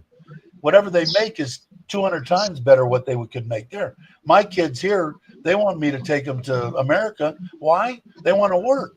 They know that they can work in America at 17 and 21, could work in America and make a fortune compared to what they could make in Thailand. So they opened up they want to do this. They don't want to have a smooth pathway to citizen. These people that come over there, they get, you know, you're desperate. You've got a family. They may commit crimes. The women do prostitutes. There's a lot of Spanish prostitutes in Texas. You go to any one of the spas or stuff like that. There's a lot of them that they're desperate, and that's the only thing they can do. You know, so if they had some kind of good pathway, something real, you know, then they could become a citizen. You know, find a job at whatever skills they are, and there would be limited people to come over the border. They wouldn't just be, you know, flowing over here like they are. But I think they want to create the chaos and the hostility and all this stuff. I think they want to do that. Yeah, I agree. Like Gordon, that's true. It's easy to say what's right and wrong, but you're not that other person. Most people do things for a reason, and they come here for a reason. They come here because they can make more money. And like I said, these people, they'll live 20, 30 people in the valley anyway, where I was, in one home, okay? And everything that they made, they sent back to their families so their families could have a better life. They weren't like living the high life in California. And I'm talking about people that came here for a reason. They didn't come here to live off of the system. They came here to work so they could send money home. And they lived 15, 20 in a house, and they sent everything they made except for what they needed to eat and survive. They weren't going to the theater or partying it up and drinking. And, you know, did they have their parties on the weekend, making awesome freaking food? And realistically, there's not enough jobs for millions of people that afloat over. There's not enough jobs. What are they gonna do? You know, a lot of times you talk to Thai people here, they think, oh, the American dream is like Hollywood, you know, like everybody's just got a flow of money. You can do anything you want to do, but it's not true. You don't do shit, you don't get shit. So what are these people going to do coming over here? I mean, what can they do? I think they've got this idea not only just to escape their system, but they're going to go to a system that's going to benefit them. There is no system for them. There's nothing. I don't quite understand that the whole thing. I think they got an idea of what it's going to be like, but it's not going to happen for them. Most of the people aren't going to be able to find work. Well, I'm doing a video now. In fact, I've got it on the average, and I can only go by the USA. In California, the average Social Security now, what I figured out between everybody that I talked to, is $1,850. So you got $1,850. If you did not bust your ass your whole life, paid for your home, did all this kind of stuff, where in the hell in California are you going to be able to live for $1,850? And I broke it down to almost the gnats behind. I've got insurance, housing, electrical, phone, water. I've got like 30 different items, eating out 3 times a week, dating 2 nights a week. I've got it all broken out and still could not hit that 50 some odd thousand baht, whatever 1850 is. I'm still 10, 12,000 light. And that's on having an 8,000 baht, 1 bedroom, air conditioned place, which you could find in Thailand. Is it going to be on the 30th floor with a 180-degree view? No. But where are you going to live? I know to get a 1 bedroom apartment in where I grew up is 1,500 to 2,000 a month in California. So if you're paying 1,500 for a room, you got 16, 7, you got $350 for electric, water, gas, How much? food. What do you spend? Do you know how much? I don't know if you want to share this on the internet, but what do you spend a year in Thailand? I spend, well, because of the house, it's a whole different deal. My budget is 3,000 a month. That's for my house payment, my car payment, everything payment. I have the fours So I pay 39. you spend about 36 to 40,000 a year in Thailand. Probably that sounds probably pretty close. But that's your budget, though. I mean, are you actually spending that? No way. Because you got to figure it out. When I figure it out, I think I have an extra. Even after I take 20,000 a month for whatever I'm going to do, I still have an extra 40,000 baht. I take because that 3,000 comes out to 100 and what does it come out to now? Because the baht's dropping. What is it? You know, I was going to talk about this on my channel, but I get a lot of these assholes that say that, oh, you're mooching off your in-laws and you don't have the money to live in Thailand and all this stuff. But I probably spend more money in fuel in a week than they spend all month, worrying about what I'm freaking doing, But I'm traveling, and it's not so cheap to live in Thailand like everybody thinks, depending on your lifestyle. I don't have the bills like I do back home in the States, but I spent last year almost 50,000 US dollars. I did make a couple trips back to America, and that was expensive doing that. Yeah. I spent almost 50. I spent 48,000 something and change last year while living in Thailand, mooching off of my in-laws. Yeah, 32 points. But if you guys see my travels, you see what my lifestyle is. That's about, and we don't stay in 5-star resorts, Right. Driving is expensive too. See, I give my wife and I give my mother-in-law, and my electric bill is 75 a month. So and 2,000. So my bills are it's right around 100. I have about 40,000 extra baht each month, and usually when I get back onto a thing, 20 will go in for, or 20 or 30 will go towards vacations or whatever I'm going to do. If I'm going to do traveling and have the trailer or whatever, and I have more. I could take more if I wanted to. That's what I like to budget. I know James did a video on 3,000. I can't even reach 3,000 traveling, so, 100,000, I think 60. I think you're absolutely right, Gorgeous. That's but you can live here. You can live here on a tight budget. You really can. And just the budget that I'm going to do. What you the want budget to do. that I'm going to do is 800, and it's going to do a video on it, but it's the what I came up with was $1,852 is what the normal Social Security, average Social Security. Now there's some that are a little bit less, some that are up to 23, 25. It comes to 59, about 60,000 baht, and rent at 8,000, health insurance 6,400 a month, food 6,000, internet, all this stuff, water. And I went off electric. I actually went off of what your mom said. She said her electric bill was 1,800, and the one before that was 2,000. And she runs one air conditioner, she says, continuously. So that's about right. But all the way down to stuff like a 4-day trip each month, 7,000. And how I came up with that was a bus ticket each way, 500 baht. A hotel between 1,000, right around 1,000. Food an extra 500 because I still have money in here for food. Gas, a rental for a scooter, 1,200 baht.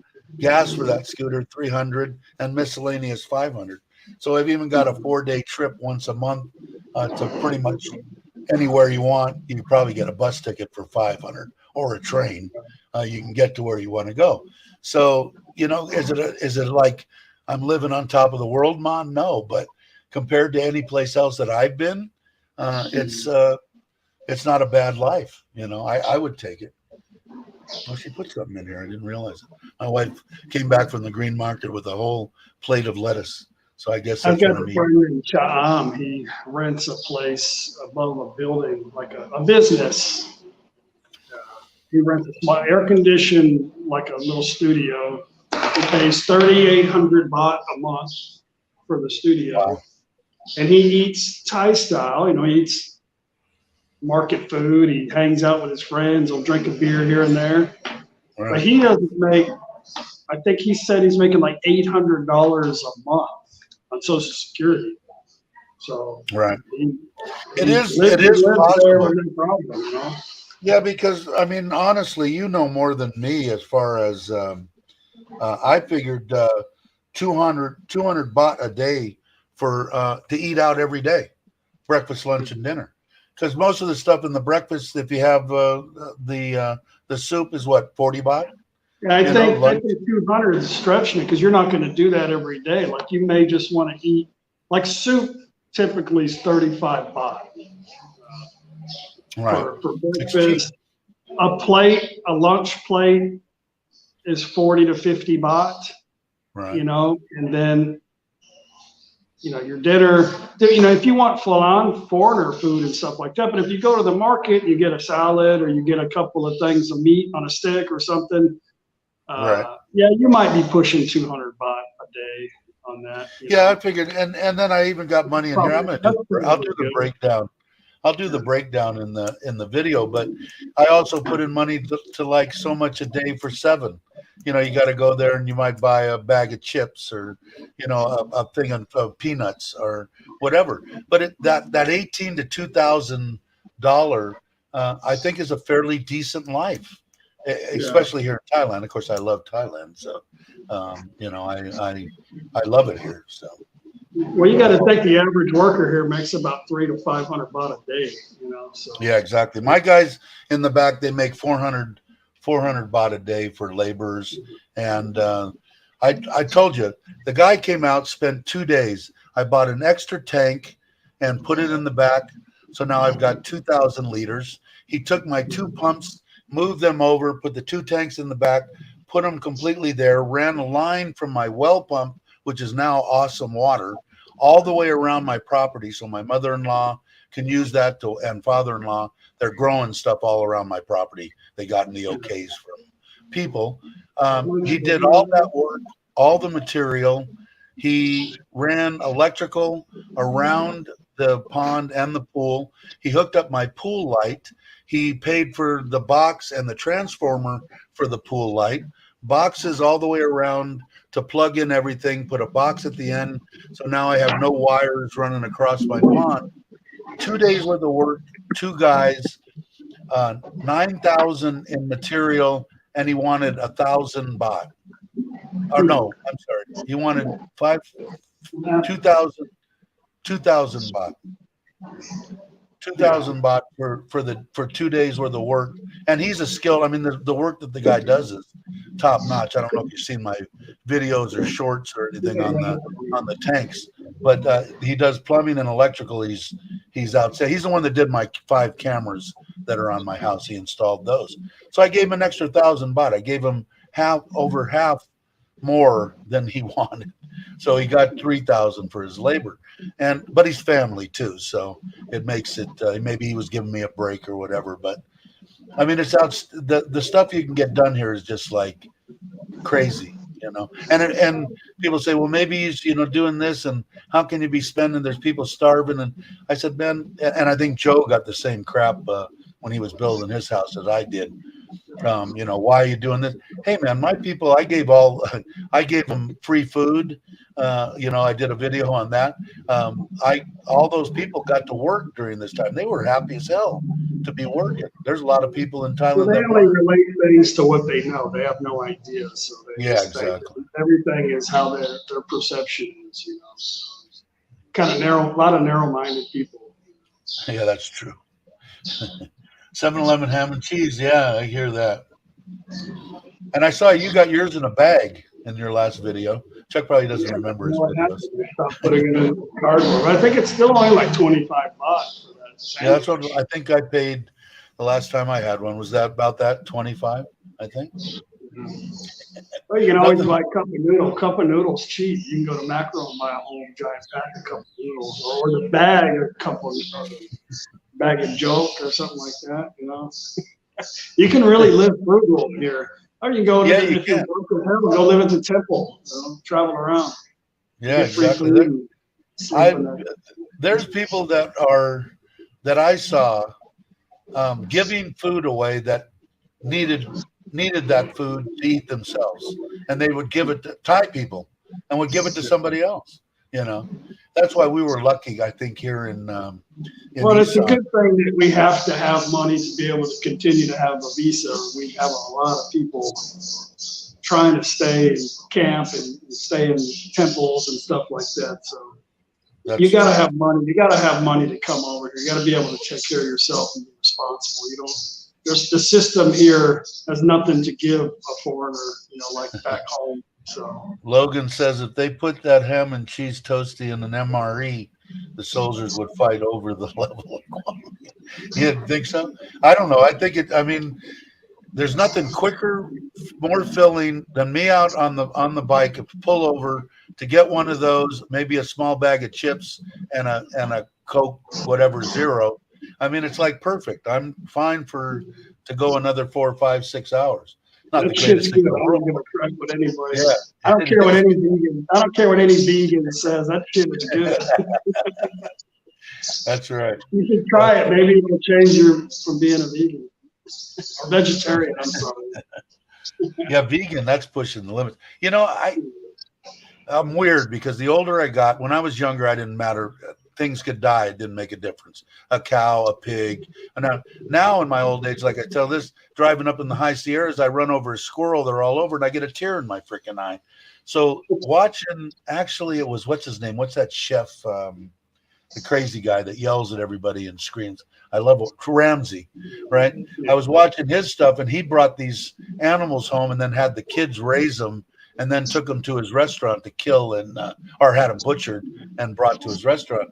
And he was saying he was getting, because of raising the animals, which I did with a cow and a pig with my wife, it makes you think. Like I don't think unless I had to raise something and kill it again.